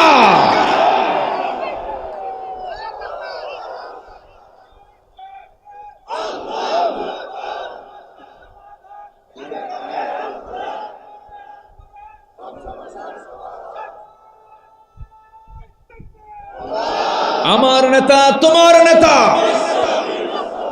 একটু সময়ে সময়ে সময় স্লোগান দিয়ে যেটা দরকার। আমার নেতা তোমার নেতা। আল্লাহ কবুল করুন। আরো জোরে আমিন। রাসূলকে শুধু দাড়িতে মানবেন, মিষ্টি খাওয়াতে মানবেন, টুপি পড়ায় মানবেন, জুব্বাতে মানবেন, দুপুর পর ঘুম পারা সুন্নত এটা মানবেন। রাসূলকে উহুদের ময়দানের, রাসূলকে উহুদের ময়দানের যে ত্যাগ ছিল সেই সুন্নত মানবেন না। রসুলকে রাজনীতিতে মানবেন না, রসুলকে রাষ্ট্রনীতিতে মানবেন না, আপনি উম্মত নন, আপনি ভণ্ড, আপনি প্রতারক। ক্লিয়ার কথা? কি ভেজাল আছে কথায়? কথায় কোনো ভেজাল আছে? আমরা রসুলকে মানতে চাই এক জায়গায় না সব জায়গায়, এক জায়গায় না সব জায়গায়, সব জায়গায়। আমার নবীজি কি ছিলেন না? সব চরিত্রের তিনি আধার ছিলেন। আল্লাহ পাক তার চারিত্রিক সনদ নিজে দিয়েছেন। নুন ওয়াল কলামি ওয়া মা ইয়াসতুরুনা মা আনতা বিনি'মাতি রাব্বিকা বিমাজনুন ওয়া ইন্না লাকা লাআজরান গায়রা মামনুন ওয়া ইন্নাকা লাআলা খুলুকিন আযীম। জোরে বলুন আল্লাহু আকবার। আরেক জায়গায় বলছেন, লাকাদ কানা লাকুম ফি রাসূলিল্লাহি উসওয়াতুন হাসানাহ লিমান কানা ইয়ারজুল্লাহা ওয়াল ইয়াওমাল আখির ওয়া যাকারাল্লাহা কাসীরা। জোরে বলুন আল্লাহু আকবার। আল্লাহ পাক তার চারিত্রিক সনদ নিজেই দিয়ে দিয়েছেন। তিনি সব চরিত্রের তিনি আধার ছিলেন। কবিতা লিখতে লিখতে কবিতার ভাষা ফুরিয়ে যাবে, সাহিত্যিক তার সাহিত্য লিখতে লিখতে সাহিত্যের ভাষা ফুরে যাবে, শিল্পী তার তুলি দিয়ে আঁকতে আঁকতে রং ফুরে যাবে, অস্ত্র নষ্ট হয়ে যাবে, ভোঁতা হয়ে যাবে। আমার নবীর প্রশংসা করে শেষ করা যাবে না, তার চরিত্রের বর্ণনা করে শেষ করা যাবে না। কারণ আমার নবীর চরিত্রের বর্ণনা দিতে গিয়ে আল্লাহ রাব্বুল আলামিন তাকে আজিম শব্দ প্রয়োগ করে তাকে উচ্চকিত করেছেন, সম্মানিত করেছেন। ওয়া ইন্নাকা লাআলা খুলুকিন আযীম। হে রাসূল, আপনাকে যে যা বলে বলুক, আপনি হচ্ছেন সীমাহীন চরিত্রের আধার। জোরে কোন সুবহানাল্লাহ। কি ছিলেন না তিনি? কোন দিকটা আপনি চান? নবীজি নবুয়ত পান নাই, নবুয়ত পাওয়ার আগেই আমার নবীজি যেদিন নবুয়তের নূর নিয়ে জাবেল নূর থেকে নেমে আসলেন, হেরা গুহা থেকে নেমে এসে ঘরের সামনে দরজায় দাঁড়ায় বলছেন, জাম্মিলুনি খাদিজা, খাদিজা আমাকে বস্ত্র আচ্ছাদন করে দাও, লাকাদ খাশিতু আলা নাফসি, আমি শঙ্কিত আমার জীবন নিয়ে, মনে হয় বাঁচবো না, আমি মরে যাব। কিন্তু জবাবে খাদিজা বলছেন, আমার স্বামী আপনি এত টেনশন করেন কেন? আপনি তো অসহায়ের পাশে দাঁড়ান, বিধবার পাশে দাঁড়ান, ইতিমের পাশে দাঁড়ান, আপনি মাজলুমদের পক্ষে কথা বলেন, মাজলুমদের সহায়ক হন। আপনার ক্ষতি পৃথিবীর কেউ করবে আমার এটা বিশ্বাস হয় না, আপনি চিন্তা করবেন না, আপনি মিথ্যা কথা বলেন না, আপনি আমানতের খেয়ানত করেন না, আপনার ভিতরে কোনো ক্ষোভ নেই, কোনো হিংসা নেই। আমি যতটুকু স্ত্রী হয়ে দেখেছি এই 14-15 বছর, আপনি আমার চোখে একজন মাটির মানুষ, খাঁটি মানুষ। বউ বলছে স্বামীর পক্ষে, সুবহানাল্লাহ। আমার নবীজি এই কথাগুলো শুনে এবার বলছেন, খাদিজা শোনো, 15 বছর ধরে তোমার সঙ্গে আমার দাম্পত্যময় জীবন কাটিয়েছে, সন্তানের বাপ হয়েছি, মা হয়েছি, কিন্তু আজ পর্যন্ত আমার পরিচয় হলো আমি তোমার স্বামী, তুমি আমার বউ। কিন্তু আজকে নতুন করে একটা পরিচয় আমি তোমাকে দিতে চাই, আমি হলাম আল্লাহর নবী। খাদিজা কান্দেন আর চোখের পানি ফেলে ফেলে বলছেন, স্বামী আমার, আপনি আমার স্বামী, কিন্তু আপনাকে সাধারণ মানুষ আমার কখনোই মনে হয় না, কারণ এমন চরিত্র সাধারণ কোনো মানুষের মধ্যে হতে পারে না। আপনি একজন নবী হবেন, আমি খাদিজা সাক্ষ্য দিচ্ছি, 100% সত্য কথা। যেরকম সুবহানাল্লাহ। কি চরিত্র আমরা পেয়েছি নবীর মাঝে, কি নেতা আমরা পেয়েছি। আমার নবীজি কোন এক যুদ্ধের ময়দানে রওনা দিয়েছেন, তরবারি গাছের ডালে ঝুলিয়ে রেখেছেন, শুয়ে পড়েছেন। এক শত্রু এসে তরবারি হাতের মধ্যে নিয়ে বলতেছে, মুহাম্মদ তোমাকে বাঁচাবে কে? কে তোমাকে রক্ষা করবে? এই যে তরবারি হাতে নিয়ে মেরে ফেলবো। আমার নবীজি আল্লাহর প্রতি কি আস্থা ছিল, তৎক্ষণাৎ তিনি দাঁড়িয়ে গেলেন, আল্লাহ আমাকে বাঁচাবেন, আল্লাহ আমাকে হেফাজত করবেন, এমন সুন্দর করে যখন বলছিলেন, আল্লাহ তাকে সাহায্য করলেন। ওই কাফেরটার হাত থরথর করে কাঁপতে কাঁপতে তরবারি হাত থেকে পড়ে গেল। রাসূল হাতে তরবারি উঠায় নিয়ে বলছেন, ও বান্দা, এখন তোমাকে কে বাঁচাবে? ও তো আল্লাহই জানে না। আমার জন্য কে যথেষ্ট বলেন? আসতে বলেন, কে যথেষ্ট বলেন? আল্লাহ যথেষ্ট। কি অবিচল আস্থা তার মধ্যে কাজ করেছে। মুসলমানদের বিজয় এসেছে শক্তি দিয়া, তরবারি দিয়া, না ঈমান দিয়া? ঈমান দিয়া। এখন আমাদের দরকার হলো নফসের শুদ্ধতা, আল্লাহ বিজয় দিয়ে দিবেন। জোরে বলি ইনশাআল্লাহ, জোরে বলি ইনশাআল্লাহ। হিংসা রাখবো না, লোভ রাখবো না, মানবিক দুর্বলতার সবকিছু জীবন থেকে মাইনাস করে ফেলবো।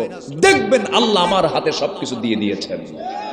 সম্মানিত ভাইয়েরা, সম্মানিত বন্ধুগণ, বদর যুদ্ধের বিজয় এসেছে মুসলমানদের সংখ্যা দিয়ে নয়, মুসলমানদের অস্ত্র দিয়ে নয়, মুসলমানদের তাকওয়া দিয়ে আল্লাহ পাক তাদেরকে বিজয় দিয়েছেন। জোরে বলি সুবহানাল্লাহ। শুহাদায়ে বদর এই তো কয়েকদিন আগে দেখে আসলাম, 14 জন সাহাবী শাহাদাত বরণ করেছেন। কতজন সাহাবী? 14 জন সেখানে শুয়ে আছেন ইতিহাসের সাক্ষী হয়ে। শুহাদায়ে উহুদ 70 জন সাহাবী শুয়ে আছেন সেই শুহাদায়ে উহুদে। রাতের আধারে গভীরে গেলে দেখা যায়, এখনো অনুভব করা যায় সেই উহুদের শুহাদায়ে উহুদের কবর থেকে কেমন যেন জান্নাতের ঘ্রাণ নাকে এসে স্পর্শ করছে। আমিও কিছু অনুভব করতে পেরেছি, আলহামদুলিল্লাহ বলেন। সেদিন রাত 3টার দিকে আমি ওই দিক দিয়ে যাচ্ছিলাম, আমার কাছে মনে হচ্ছিল যেন জান্নাতের একটা সুঘ্রাণ এখান থেকে আমার নাকে এসে ধাক্কা খাচ্ছে। সম্মানিত ভাইয়েরা, সম্মানিত বন্ধুগণ, তারা সাক্ষী হয়ে দুনিয়া থেকে শাহাদাত বরণ করে চলে গেছেন, বুঝিয়ে গেছেন যে আমাদের একমাত্র ভরসার জায়গা, একমাত্র আস্থার জায়গা কে?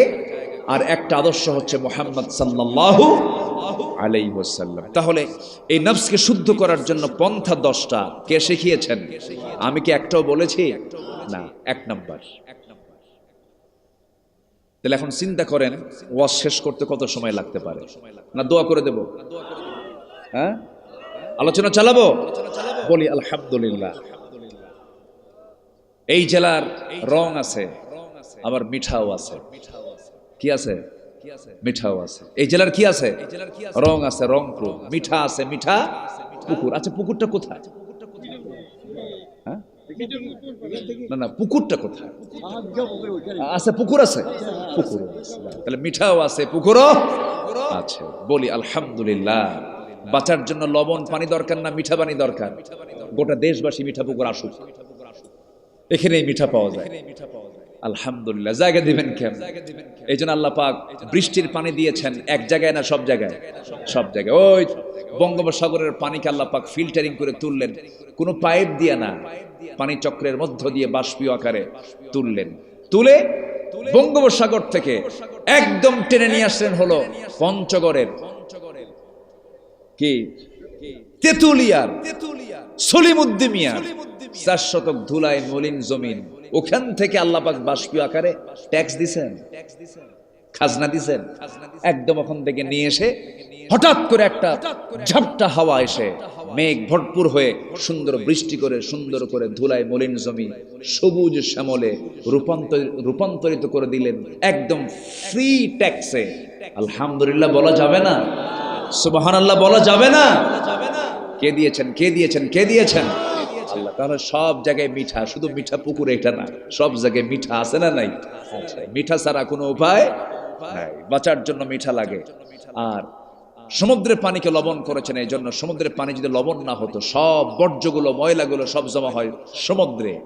যদি লবণ না হতো, এটাকে প্রসেসিং করে এটা জীবাণুমুক্ত করা যেত না, আবহাওয়া নষ্ট হয়ে যেত। এই জন্য আল্লাহ পাক সমুদ্রের পানিকে আল্লাহ পাক লবণ করেছেন। জোরে বলি সুবহানাল্লাহ। আমার বন্ধুগণ, 1 নাম্বার হলো নফসকে শুদ্ধ করার জন্য 1 নাম্বার কাজ হলো কদ আফলাহা মান তাযাক্কা।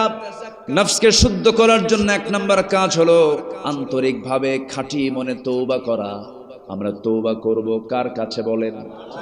আমরা যা করেছি পাস্ট ইজ, কয়না এর কথা বলে না? পাস্ট ইজ পাস্ট, যা হয়েছে আল্লাহ মাফ করে দিও। চুরি করেছে আর জীবনে চুরি করব না। গম চুরি করে নেতার নেতৃত্ব মেনে চার গম চুরি করে নেতার পিছনে যাব না। কি রাজি আছেন সবাই? যা করেছি করেছি, সব দল বাদ দিয়া তওবা করে যদি আপনি খাঁটি মনে যদি আল্লাহর দলে আসতে পারেন, যারা আল্লাহর আইনকে সমাজে প্রতিষ্ঠা করতে চায়, আল্লাহর আইনকে রাষ্ট্রীয় পর্যায়ে কায়েম করতে চায়, সেই দলে যোগদান করুন, সেই দলে চলে আসেন, তওবা করে ফিরে আসেন।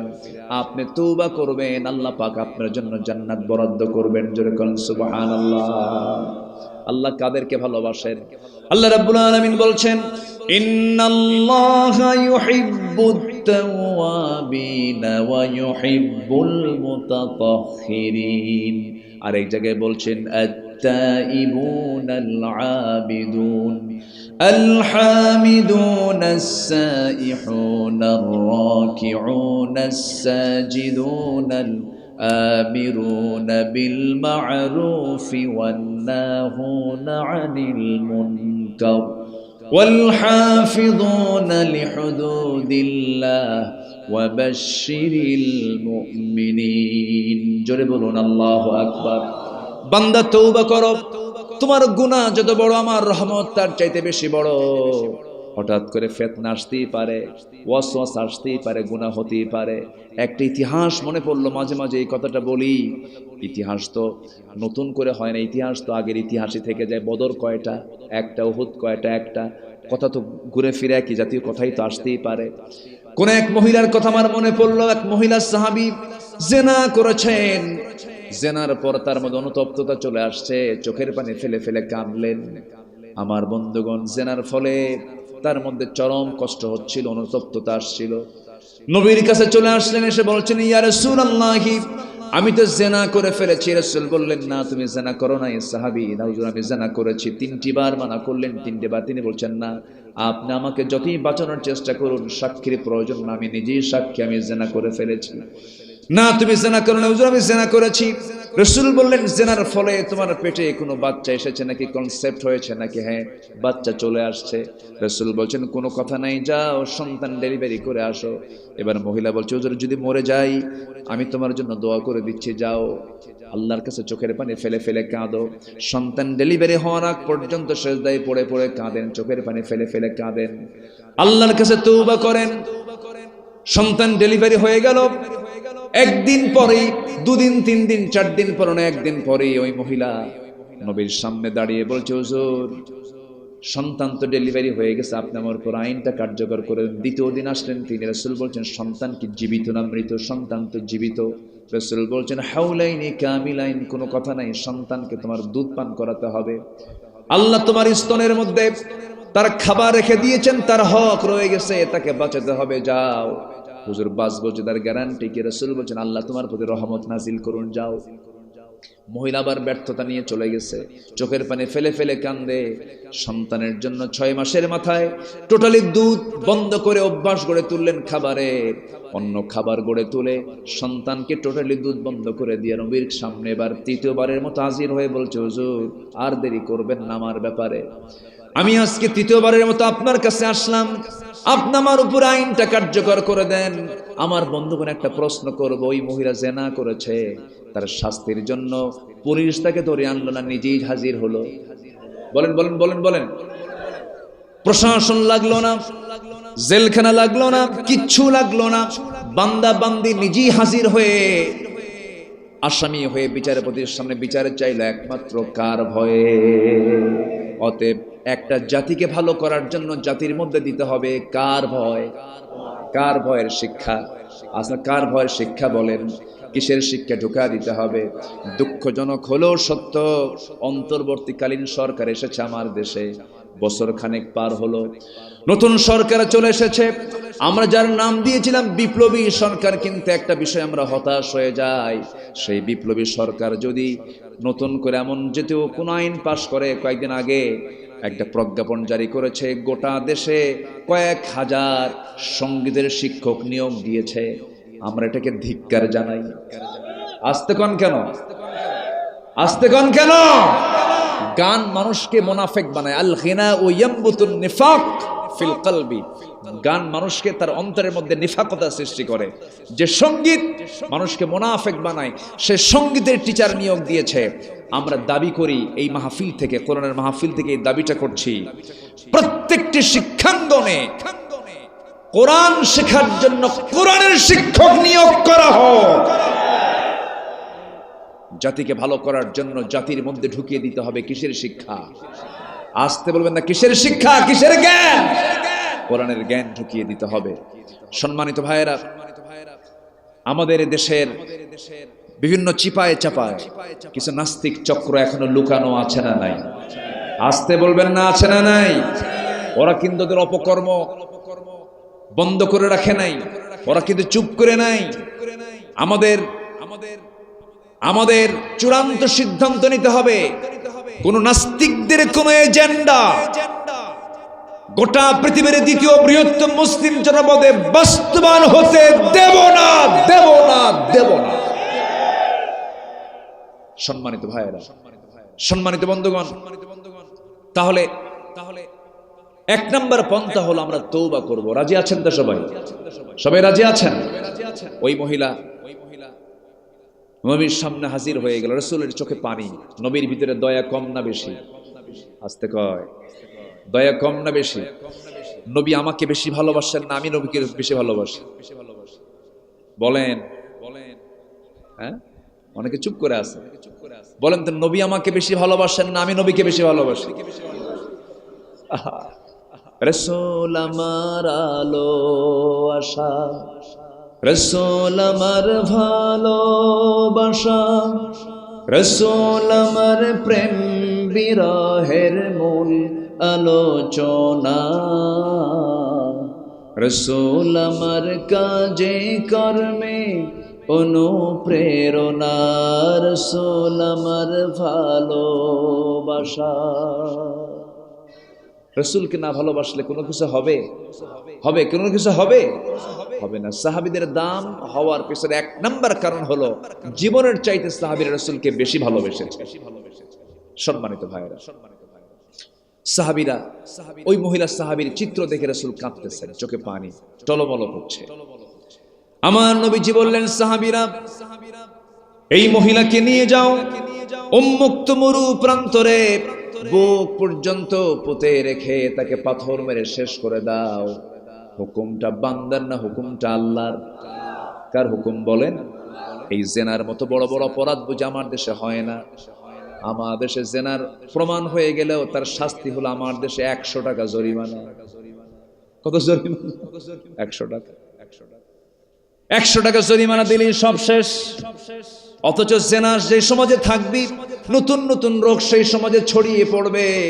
এই জেনা মুক্ত সমাজ গড়ার জন্য একমাত্র দরকার হলো সমাজে কার আইন? আসতে বলবেন না, কার আইন দরকার? জেনা আছে যেখানে, নতুন নতুন রোগ আছে সেখানে। আমার নবীজি বলে দিলেন, ওই মহিলা উন্মুক্ত মরু প্রান্তরে নিয়ে যাও, পাথর মেরে তাকে শেষ করে দাও। সাহাবে কেরাম তাকে ধরে নিয়ে চলে গেলেন। পাথর মারছিলেন, সাইয়েদনা আলীও ছিলেন তাদের মাঝে। পাথর মারলেন, ওই মহিলার দেহ থেকে ফিঙ্কি দিয়ে কয়েক ফোঁটা রক্ত এসে আলীর গায়ে লাগলো। রক্তটাকে নাপাক মনে করলেন, নাসিকা কঞ্চিত করলেন, ভর্ৎসনা করলেন, লানত করলেন। আমার নবীর কাছে এসে এই ঘটনার পুনরাবৃত্তি করলেন আর বললেন, হুজুর ওই মহিলার নাপাক রক্ত এসে ছিটকে লাগলো। রাসূল বলছেন, আলী কার রক্তকে নাপাক রক্ত বলো? তুমি কি জানো ওই মহিলার রক্ত জমিনে স্পর্শ হওয়ার পূর্বে আল্লাহ পাক তাকে জান্নাতের মেহমান বানাইছে? কার রক্তকে নাপাক রক্ত বলো? আমার নবীজি বললেন, যাও ওই মহিলার জানাজার আয়োজন করো। ওই মহিলার জানাজার নামাজের দায়িত্ব আমি কাউকে দেব না, আমি রাসূল নিজে জানাজার দায়িত্ব পালন করব। আমার নবীজি জানাজায় হাজির হলেন, জানাজা সম্পন্ন হয়ে গেল। জানাজা যখন সম্পন্ন হলো, রাসূল কাঁদা কাঁদা কণ্ঠে বলছেন, সাহাবীরা শোনো, এই মহিলা জীবনের শেষ সময় পর্যন্ত যে পরিমাণ তওবা করেছে, এই তওবা যদি মদিনার 70 জন গুনাহগারদের মাঝে যদি বন্টন করা হতো, প্রত্যেকের গুনাহ মাফ করে মহান রব্বুল আলামিন প্রত্যেক 70 জনকে জান্নাত দিয়ে দিতে। এই জন্য তওবা করার দরকার আছে না নাই? তওবা করার সময় আমাদের এখনো আছে না নাই? আছে। তওবা করে নেব, যখন তখন তওবা করে ফেলবো আমরা। কারণ যে কোনো মুহূর্তে অচিন পাখি খাঁচা থেকে বের হয়ে যাবে, যে কোনো মুহূর্তে আমার জান কবজ হয়ে যাবে। ইদা আসবাহতা ফালা তানতাযিরিল মাসা ওয়া ইদা আমসাইতা ফালা তানতাযিরিস সাবাহ। সকাল পাবে, সন্ধ্যার অপেক্ষা করো না, সন্ধ্যা পাবে, ভোরের অপেক্ষা করবে না। কখন তোমার মালাকুল মউত চলে আসবে। এক বন্ধু আমার ছিল, সেই বন্ধুটা আর্মিতে চাকরি করতো, একই সমবয়সী আমরা। দীর্ঘদিন সে চাকরিজীবী, আর্মিতে চাকরি করে, বহুদিন দেখা হয় না, মাঝে মাঝে ফোনে কথা হয়। ফোন দিলাম একদিন, হঠাৎ করে ফোনটা ছেলের কণ্ঠ না ভেসে এসে একটা মহিলার কণ্ঠ আমার কানে আসলো। আমি সালাম দিয়ে বললাম, আমি জিয়াকে ফোন দিয়েছি, জিয়া কোথায়? মহিলা বলছে জিয়া তো নাই। বললাম জিয়া যখন আসবে আমার নামটা বলবেন, সেজন্য আমাকে ফোন দেয়। মহিলার ভিতর থেকে একটা কান্নার আওয়াজ আমার কানে আসলো। বলছি আপনি কাঁদেন কেন, কি হয়েছে? মহিলা বলছে আমি তো তার স্ত্রী। বলছি আপনার বন্ধু তো বেঁচে নাই, আপনার বন্ধু কবরবাসী হয়ে গেছে। আমার বন্ধুগণ, একটু ভাবতে হবে, একটু গভীরে যেতে হবে, সেন্সটাকে ডেভেলপ করার চেষ্টা করতে হবে।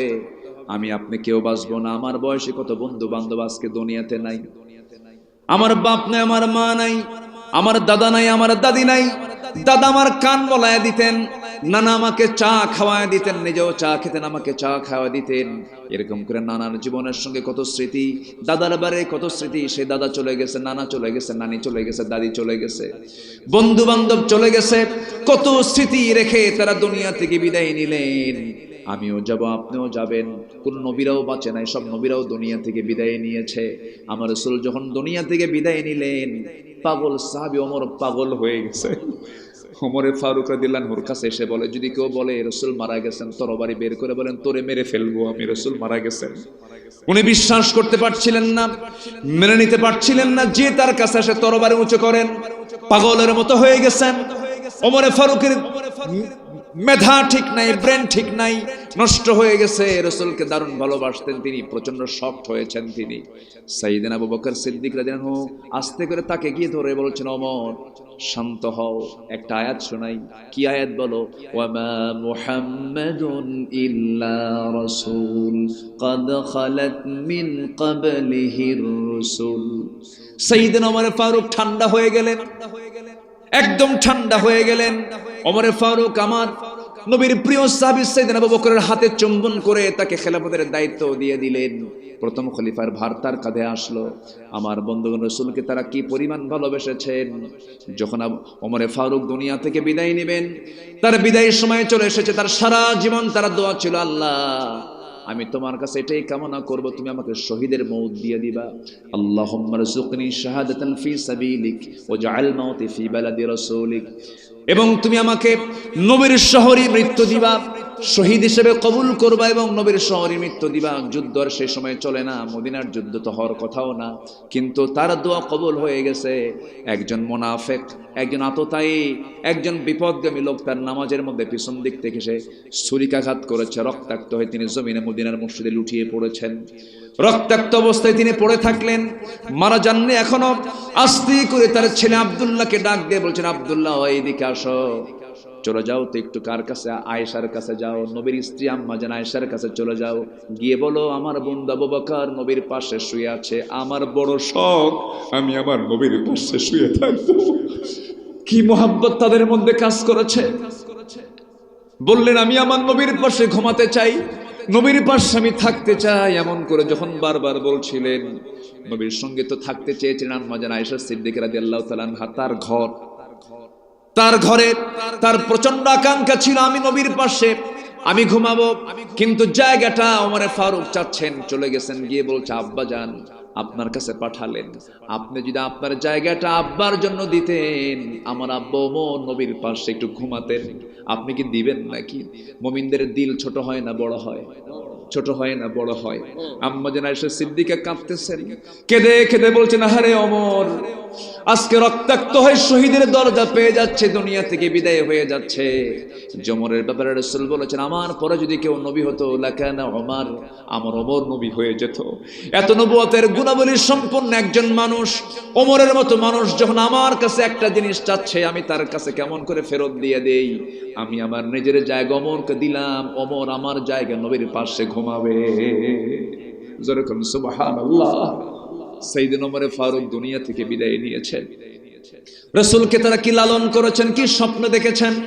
সাইয়েদনা আলী রাদিয়াল্লাহু তাআলা আনহু নবীর ইন্তেকালের পরে বহুদিন পর একদিন স্বপ্নে দেখতেছেন আমার নবীজি দরজার কাছে এসে দাঁড়ায় আছেন। বলছেন আলী বহুদিন দেখা হয় না, তোর সঙ্গে আজকে দেখা করতে আসলাম। সালাম দিয়ে ভিতরে ঢুকলেন, সাইয়েদনা আলীর পাশে আস্তে করে বসে গেলেন। বসে গিয়ে করলেন কি, আলী মুখটা ফাঁকা করো। মুখটা ফাঁকা করলেন, মুখের মধ্যে অনেকগুলো খেজুর থেকে একটা খেজুর 3 আঙ্গুল হাতের মধ্যে নিয়ে বললেন, আলী মুখটা ফাঁকা করো, তোমাকে খেজুর খাওয়ায় দেই। একটা খেজুর খাওয়ায় দিলেন। খেজুর খাচ্ছিলেন স্বপ্নের মধ্যে ঘুমটা ভেঙে গেছে, আস্তে করে ঘুম ভাঙলো। তিনি জেগে উঠলেন, কিন্তু লক্ষ্য করে দেখলেন তার জিহ্বার ভিতরে তাজা খেজুরের স্বাদ ফুটে উঠেছে। নবীদের স্বপ্ন মিথ্যা না সত্য? সাইয়েদনা আলী আবেগটাকে ধরে রাখতে পারলেন না, ওযু বানালেন, নামাজে দাঁড়ায় গেলেন। নামাজে দাঁড়ায় চোখের পানি ফেলে ফেলে কাঁদলেন। ইমানদার যারা আল্লাহর খুব কাছের বান্দা, তাদের জন্য নামাজ হলো 6 ওয়াক্ত। কয় ওয়াক্ত বলেন? 6 ওয়াক্ত। 1 নম্বর হলো তাহাজ্জুদ। 1 নম্বর কি বলেন? তাহাজ্জুদ। 1 নম্বর তাহাজ্জুদ, এটা স্পেশাল। সালাতুল ফজর, সালাতুল যাহর, সালাতুল আসর, সালাতুল মাগরিব, সালাতুল ইশা, সালাতুল তাহাজ্জুদ। তাহাজ্জুদ শেষ করলেন। আমার বন্ধুগণ, তাহাজ্জুদ শেষ করে মদিনার মসজিদের দিকে রওনা দিয়েছেন। এই তো কয়েকদিন আগে মদিনা থেকে ফিরে আসলাম। যখন হাঁটতাম ভাবতাম রাসূল এই দিক দিয়ে হাঁটতেন, যখন চলতাম তখন ভাবতাম আহারে রাসূল এই দিক দিয়ে চলতেন। জুতা পায়ে থাকতো, প্রচন্ড গরম, কিন্তু আফসোস করতাম, আল্লাহ এই মদিনার মাটিতে রাসূল শুয়ে আছেন, জুতা পায়ে কেমনে হাঁটি, বেয়াদবি মনে হয়। আমার বন্ধুগণ, রাসূল আমার দিওয়ানা হতে হবে, রাসূল আমার প্রাণের চেয়ে প্রিয় হতে হবে। আল্লাহর কসম করে বলি, আল্লাহর কসম করে বলি, যেদিন আমার মদিনার সফর শেষ, মদিনা থেকে মদিনা এয়ারপোর্টের দিকে আমার গাড়ি যখন নিয়ে যাচ্ছে ড্রাইভার, আমার কাছে মনে হচ্ছিল আমার প্রাণের চেয়ে প্রিয় কাকে যেন মদিনায় রেখে যাচ্ছি। আমার ভাইয়েরা, নবীর প্রতি মহব্বত ছাড়া জান্নাত মিলবে না। নবীকে কাছে না পাওয়া পর্যন্ত জান্নাত মিলবে না। আমার নবী জামাকেও কখনো বলেন না। আম্মা জান আয়েশা সিদ্দিকা একদিন বলছেন, ইয়া রাসূলুল্লাহ, একটা কথা বলি কি, আপনি আমার জন্য একটু দোয়া করুন। কি দোয়া? আল্লাহ যেন আমাকে মাফ করে দেন। আমার নবী যে হাত উঁচু করে বলছেন, আল্লাহ আমার আয়েশার আগের পরের সব গুনাহগুলোকে মাফ করে দাও।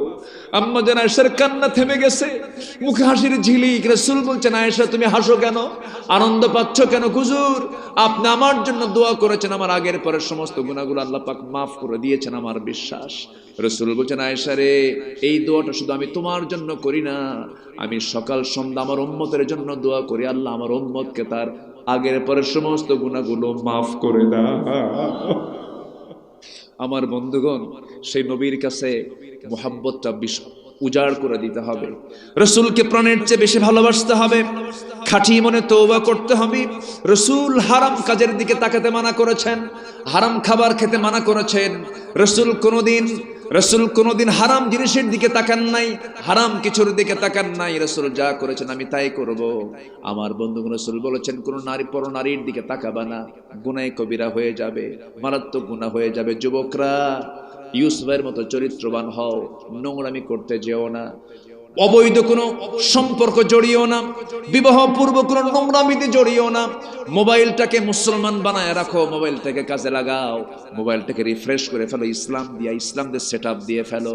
এর মধ্যে খারাপ কিছু অ্যাপস ঢুকিয়ে দিও না, এর মধ্যে খারাপ কিছু লিঙ্ক ঢুকায় দিও না। এই মোবাইল তোমাকে জান্নাতে নিতে পারে, এই মোবাইল তোমাকে জাহান্নামে নিতে পারে। আসতে কোন কেন? এটা তোমার জন্য একটা মেশিন। এই যে পানির বোতলের তো কোনো দোষ নাই, পানি আছে।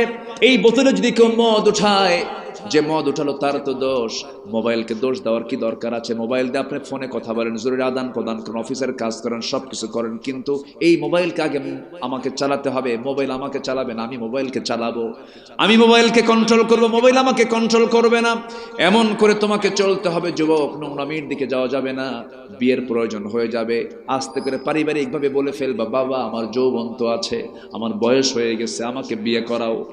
নারীর দিকে আমার টান চলে আসে, আমি যৌন কি বলে জেনার কাছেও যেতেও পারি, আমার গুনাহ হয়ে যেতে পারে, তাড়াতাড়ি বিয়ের ব্যবস্থা করে দাও। মুখ ফুটে বলে ফেলবা, বিয়েটা করে ফেলবা। রাসূল বলেছেন, আন নিকাহু নিসফুল ঈমান, বিয়েটা হলো ঈমানের অর্ধেক। রাসূল যে সমাজ গড়েছিলেন সেই সমাজে বিয়েটাকে সহজ করেছেন, জেনাটাকে কঠিন করে দিয়েছেন। কিন্তু দুঃখজনক হলেও সত্য, আজকের দেশে সমাজে বিয়েটা কঠিন, জেনাটা সহজ। ঠিক কিনা? জেনাটা সহজ হয়ে গেছে। রাসূল বিয়েটাকে সহজ করে দিয়েছেন। বিয়ে করার জন্য রাসূল বলেছেন, যৌবন হলো শর্ত, বয়স হলো শর্ত, রিজিকের দায়িত্ব কার? আসতে বলবেন না কার? বরঞ্চ যে ব্যক্তি বিয়ে করবে আল্লাহ পাক তার রিজিকটা চতুর্দিক থেকে ছড়ায় দিবেন, বাড়ায় দিবেন। বিয়ে করবেন না বরকত পাবেন না, তলাবিহীন ঝুড়ি হবে আপনার। বিয়ে করবেন তলা পেয়ে যাবেন, যা কামাই করবেন থাকবে। আর বিয়ে করবেন না, কামাই করবেন তলাবিহীন ঝুড়ি, তলা নাই, সব সম্পদ শেষ, নষ্ট হয়ে যাবে। ঠিক কিনা যুবকরা? যুবকদের পক্ষে কত কই, কোনো আওয়াজই দেয় না। রাগ করতেছো যুবকরা তোমরা? আমার নবীজির কাছে এক যুবক এসে বলে, ইয়া রাসূলুল্লাহ, আমার বয়স হয়ে গেছে, আমার বিয়ের দরকার, কালো মানুষ, আমাকে কোনো মহিলা পছন্দ করে না, আমার কি বিয়ে হবে না? রাসূল বলছেন, কে বলছে তোমার বিয়ে হবে না? তোমার বিয়ে হয়ে যাবে। আমি তোমার বিয়ের ঘটকের দায়িত্ব পালন করলাম। হুজুর ঠিক আছে, কাকে বিয়ে করব আমি? যাও হুরে মদিনা, মদিনার একটা সুন্দরী মেয়ে আছে, ইবনে ওহাবের ছেলে মেয়ে, যাও প্রস্তাব দিয়ে দাও। হুজুর আমি একা গিয়ে বলতে পারবো না, আপনি আমাকে লিখে দেন। আমার নবী একটা চিঠি লিখে দিলেন। সেই চিঠিটা মেয়ের বাবার কাছে গিয়ে বলছেন, এই মেয়ের বাবা, ইবনে ওহাব চিঠিখানা পড়ো, তাড়াতাড়ি ব্যবস্থা করো। মেয়ের বাপ চিঠিখানা হাতে নিলেন, মিম মুহাম্মদ সাল্লাল্লাহু আলাইহি ওয়াসাল্লাম। চিঠিখানা পড়ি বলতেছে, রিসালাতুন আযীমা, সম্মানজনক চিঠি। এই চিঠি কি কখনো অপমান করা যায় নাকি? রাসূল চিঠি পাঠিয়েছেন, আমি তো রাজি আছি, কিন্তু তুমি তো কালো, দেখি আমার মেয়েটা রাজি হয় কিনা। মেয়ের কাছে গিয়ে বলা মাত্র মেয়ে কান্দে। মেয়ে বলছে, বাবা বুঝতে ভুল করো কেন? রাসূল যে ছেলেকে পাঠিয়েছেন সে কালো হোক আর ধলা হোক এটা আমার দেখার বিষয় না। নবীজির পছন্দ আমার পছন্দ, নবী যাকে পছন্দ করেছেন সে আমার জীবনের একমাত্র স্বামী হবে। জোরে বলেন সুবহানাল্লাহ। মেয়ে রাজি হয়ে গেছে। বাপ এসে বলছে, যাও, আমার মেয়ে রাজি। ছেলের আনন্দ দেখে কে? সেই সাহাবী দৌড় মেরে এসে নবীর কাছে বলছেন, সাদ আল আসওয়াদ আস-সুলাইমি নবীর সামনে দাঁড়িয়ে বলছেন, ইয়া রাসূলুল্লাহ, বিয়েতে সব রাজি হয়ে গেছে, মেয়েও রাজি, মেয়ের বাপও রাজি। রাসূল বলছেন, ঠিক আছে, বিয়ে তো সব ঠিকঠাক হয়ে গেছে, টাকা ছাড়া বিয়ে হবে কেমনে? মোহরনা কোথায়? হুজুর মোহরনার টাকা আমি বের করব কেমন? আমি তো ফকির, আপনি যদি দায়িত্ব নিয়েছেন টাকাটা আপনি দেন, আমি বিয়ে করি। সুবহানাল্লাহ বলবেন না? কি মজার কথা, কি মজার রাসূল ছিলেন আমার।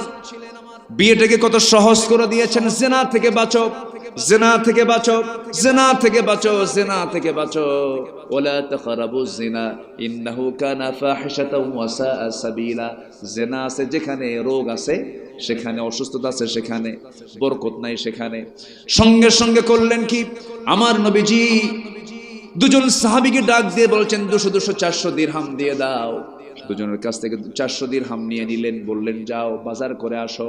বাজার করতে গেছেন, বাজার অর্ধেক হয়েছে, বাজার অর্ধেক হবে, বাজার শুরু করবেন এমন সময় একজন সাহাবী এসে বলছে, ও সাদ, বিয়ের বাজার করতে এসেছে, তুমি কি জানো যুদ্ধের ডাক চলে আসছে, জিহাদের ডাক চলে এসেছে। বিয়ের বাজার বন্ধ করলেন, ঘোড়া কিনলেন, তরবারি কিনলেন, যুদ্ধে ঝাঁপিয়ে পড়লেন, শহীদ হয়ে গেলেন। আমার নবীজির কানে সংবাদ চলে গেল, রাসূল কাঁদতে কাঁদতে জিহাদের ময়দানে চলে গেলেন। যে দেখেন সাদের মাথার চুলগুলো রক্তাক্ত অবস্থায় পড়ে আছে, মস্তকটা ছিটকে পড়ে আছে। আমার নবীজি তার চেহারার দিকে তাকায় একবার মুস্কি মুস্কি হাসেন, একবার আবার কান্নায় ভেঙে পড়েন। সাহাবীরা বলছেন, ইয়া রাসূলুল্লাহ, আপনার এমন আচরণ তো আমরা ইতিপূর্বে পরিলক্ষিত হয়নি, আপনি এমন করে কাঁদেন কেন, আবার হাসেন কেন? রাসূল বলছেন, সাহাবীরা, আমি এই জন্য কান্দি, আমার সাহাবীর বিয়ের আয়োজন আমি করলাম, আমি বিয়ের ঘটকালির দায়িত্ব পালন করলাম, কিন্তু আমার সাদ জাগতিক জীবনে একজন নারীকে কাছে নিতে পারলো না, নারী জীবনের স্বাদ গ্রহণ করতে পারলো না, এই জন্য আমি কান্দি আর হাসতেছি। এই জন্য আমি আমার নবতী চোখে দেখতে পাচ্ছি আমার সাদকে জান্নাতের হুররা তাকে টানাটানি করে প্রতিযোগিতা করে তাকে জান্নাতের দিকে নিয়ে যেতেছে। আমার বন্ধুগণ, খাঁটি মনে তওবা করব আমরা। রাজি আছেন সবাই? 5 ওয়াক্ত নামাজ পড়বেন। কারা কারা হাত তুলে দেখান দেখি। জোরে বলি ইয়া আল্লাহ, আর জোরে বলি ইয়া আল্লাহ। আমাদেরকে 5 ওয়াক্ত সালাত আদায় করার তৌফিক তুমি আল্লাহ দিয়ে দাও। জোরে বলি আমিন, আরো জোরে আমিন। নাম্বার 2 হলো সালাতের প্রতি যত্নবান হওয়া, নামাজের প্রতি যত্নবান হওয়া। এখান থেকে চলে যাব বাড়িতে, 2টা ওয়াক্ত পড়ে আছে, রাতে গিয়েই কিসের সময় আছে বলেন? তাহাজ্জুদ। কয় রাকাত নামাজ? মিনিমাম কয় রাকাত? 2 2 4 রাকাত, 8 রাকাত, 12 রাকাত পড়েছেন মুহাম্মদ সাল্লাল্লাহু আলাইহি ওয়াসাল্লাম। নবীজির তাহাজ্জুদটাও কাজা হয় নাই, নবীজির তাহাজ্জুদও কাজা হয় না। আর তার উম্মতরা নামাজ 5 ওয়াক্ত পড়ে না, এরপরে কয় আমি মুহাম্মাদের উম্মত। আছে না নাই বলেন তো? আছে। লজ্জা, লজ্জা, এটা লজ্জা। তাহাজ্জুদ বাড়িতে গিয়ে উযু বানাবেন, উযুর উপরে থাকার চেষ্টা করব আমরা। সাইয়েদনা বেলালকে রাসূল দুনিয়াতে রেখে মেরাজে গেলেন, জান্নাত দেখানো হলো, জান্নাতে ঘুরলেন, দুনিয়াতে এসে বলছেন বেলাল, তোমার পায়ের, তোমার কণ্ঠের আওয়াজ, তোমার পায়ে হাঁটার আওয়াজ আল্লাহ পাক আমাকে জান্নাতের মধ্যে শুনিয়েছেন। বলা হলো, এটা কেন হলো বেলাল বলো তো? বেলাল বলছেন, হুজুর আমি আমার জীবনে কখনো ওযু ছাড়া থাকি নাই। ওযু যখন করে সঙ্গে সঙ্গে 2 রাকাত নামাজও পড়ি, তাহিয়াতুল ওযু, ওযুর জন্য 2 রাকাত নফল নামাজ পড়ি। রাসূল বলছেন এই জন্যই তোমার কণ্ঠ জান্নাত আল্লাহ পাক শুনিয়ে দিয়েছেন। জোরে বলি সুবহানাল্লাহ। তাহলে আমরা এরপরে ফজর নামাজটা পড়বো। নামাজকে আমরা কেউ ছাড়বো? কেউ কি নামাজ ছাড়বো? তাহলে নফসের শুদ্ধতার জন্য তওবা দরকার, নামাজের প্রতি যত্নবান দরকার। নাম্বার 3 হলো সিয়াম সাধনা। রোজা কি শুধু রোজার মাস, না রোজা সারা বছর? বলেন বলেন বলেন। যখনই দেখবেন আপনার মধ্যে ফিতনা কাজ করতেছে, খালি মিছা কথা আসে মুখে, রোজা রাখবেন। যখন দেখতেছেন যে আপনার মধ্যে এরকম বিভিন্ন ওয়াসওয়াসা কাজ করছে, রোজা রেখে দিবেন, সিয়াম সাধনা। নাম্বার 4 হলো আল্লাহর জিকির করা। আল্লাহর জিকির করা মানে হলো, আল্লাহ রাব্বুল আলামিন বলেন জিকির করলে কি হয়? আল্লাযীনা আমানু ওয়া তাতমাইন্নু কুলুবুহুম বিযিকরিল্লাহ আলা বিযিকরিল্লাহি তাতমাইন্নুল কুলুব। হৃদয়ের প্রশান্তি কার জিকিরে বলেন? কার জিকিরে বলেন? নাম্বার 5 হলো কোরআনের সঙ্গে সম্পর্ক বৃদ্ধি করা, সময় কম। নাম্বার 6 হলো সেজদায় বেশি বেশি কান্না করা। ইয়াখিরুনা লিল আযকানি ইয়াবকুন ওয়া ইয়াজিদুহুম খুশুআ। জোরে বলুন আল্লাহু আকবার। নাম্বার 7 হলো হালাল রিজিক উপার্জন করা। কুলু মিন তাইয়্যিবাতি ওয়া আমালু সালিহান ইন্নী বিমা তা'মালুনা আলিম। নাম্বার 8 হলো মিথ্যাচার গীবত বর্জন করা। ওয়ালা তাজাসসু ওয়ালা ইয়াগতাব বা'দুকুম বা'দা। নাম্বার 9 হলো অহংকার, আত্মগরিমা বর্জন করা, অহংকার করা যাবে না। ওয়ালা তুসাইর খাদ্দাকা লিন-নাসি ওয়ালা তামশি ফিল আরদি মারহা ইন্নাল্লাহা লা ইউহিব্বু কুল্লা মুখতালিন ফখুর। নাম্বার 10 হলো সর্বশেষ হলো তাকওয়া অর্জন করা। তওবা দিয়ে শুরু, তাকওয়া অর্জন করতে হবে। আমার নফসের শুদ্ধতা চলে আসবে। ইত্তাকুল্লাহা হাক্কা তুকাতিহি ওয়া লা তামুতুন্না ইল্লা ওয়া আনতুম মুসলিমুন। জোরে বলুন আল্লাহু আকবার। কয়টা শিখলাম? কয়টা কাজ বলেন? 10টা কাজ। সবাই কি পালন করতে রাজি আছেন? 5 ওয়াক্ত নামাজকে কেউ ছেড়ে দিবেন? 5 ওয়াক্ত নামাজ আর জীবনে ছাড়বো না। কারা কারা একটু হাত তুলে দেখান দেখি। জোরে বলি ইয়া আল্লাহ, ইয়া আল্লাহ, ইয়া রহমান, ইয়া রহিম, ইয়া হাইয়্যু, ইয়া কাইয়্যুম বিরহমাতিকা নাস্তাগীথ। আল্লাহ আমাদেরকে 5 ওয়াক্ত সালাত আদায় করার তৌফিক তুমি আল্লাহ দিয়া দাও। জোরে বলি আমিন। আরো জোরে আমিন, আরো জোরে আমিন। অনেক মা বোন মাহফিল আসছেন, আল্লাহ পাক মা বোনদের অংশগ্রহণকে কবুল করুন। জোরে বলি আমিন। মাহফিলে যেমন বোরকা পরে আসছেন, এই বোরকাটা বিয়ের অনুষ্ঠানে, ঈদের দিন, যে কোনো সময় মেয়েদের বোরকা পরার দরকার আছে না নাই? বোরকাকে জঙ্গির পোশাক বলে যারা আখ্যা দিয়েছিল তারা এখন আর এই দেশে নাই, সব দিল্লি গিয়ে বসে আছে। ঠিক কিনা বলেন?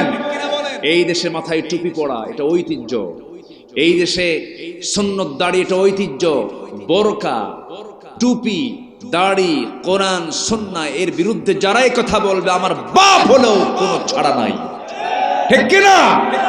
আমরা ইসলামকে নিয়ে চলবো, লালন করব, ইসলাম হোক আমাদের জীবন চলার পথ, এই আশাবাদ কামনা করে জাস্ট আমি আপনাদের অনেক সময় ক্ষেপণ করে ফেলেছি। আমি চেয়েছিলাম যে আরো আগে শেষ করার জন্য, কিন্তু আপনাদের ওঠা বসার পরিমাণটা কম থাকার কারণে ভাবলাম যে একটু কথা চালায় নেই। যতটুকু হয়েছে আমরা বলে ফেলি আলহামদুলিল্লাহ। আর জোরে বলি আলহামদুলিল্লাহ। সবাই নামাজের মতো করে বসে আমরা চাইবো আল্লাহর কাছে আল্লাহ যেন আমাদের গুনাহগুলোকে মাফ করে দেন। সবাই বলে সুবহানাকাল্লাহুম্মা ওয়া বিহামদিকা আশহাদু আল্লা ইলাহা ইল্লা আনতা আস্তাগফিরুকা ওয়া আতুবু ইলাইকা। চিৎকার মেরে বলি, ইয়া আল্লাহ, আমার জীবনে সাগীরা কাবীরা, ছোট বড় সব গুনাহ তুমি আল্লাহ মাফ করে দাও। জোরে বলুন, ইয়া রাব্বাল আলামিন, ইয়া রাব্বাল আলামিন। সবাই নামাজের মতো করে বসি, যে যেখানে আছেন, দাঁড়ায় থাকেন, বসে থাকেন, হুন্ডায় থাকেন, যে যেখানে আছেন, আমরা এই লোভনীয় দোয়া থেকে কেউ মাহরুম হব না।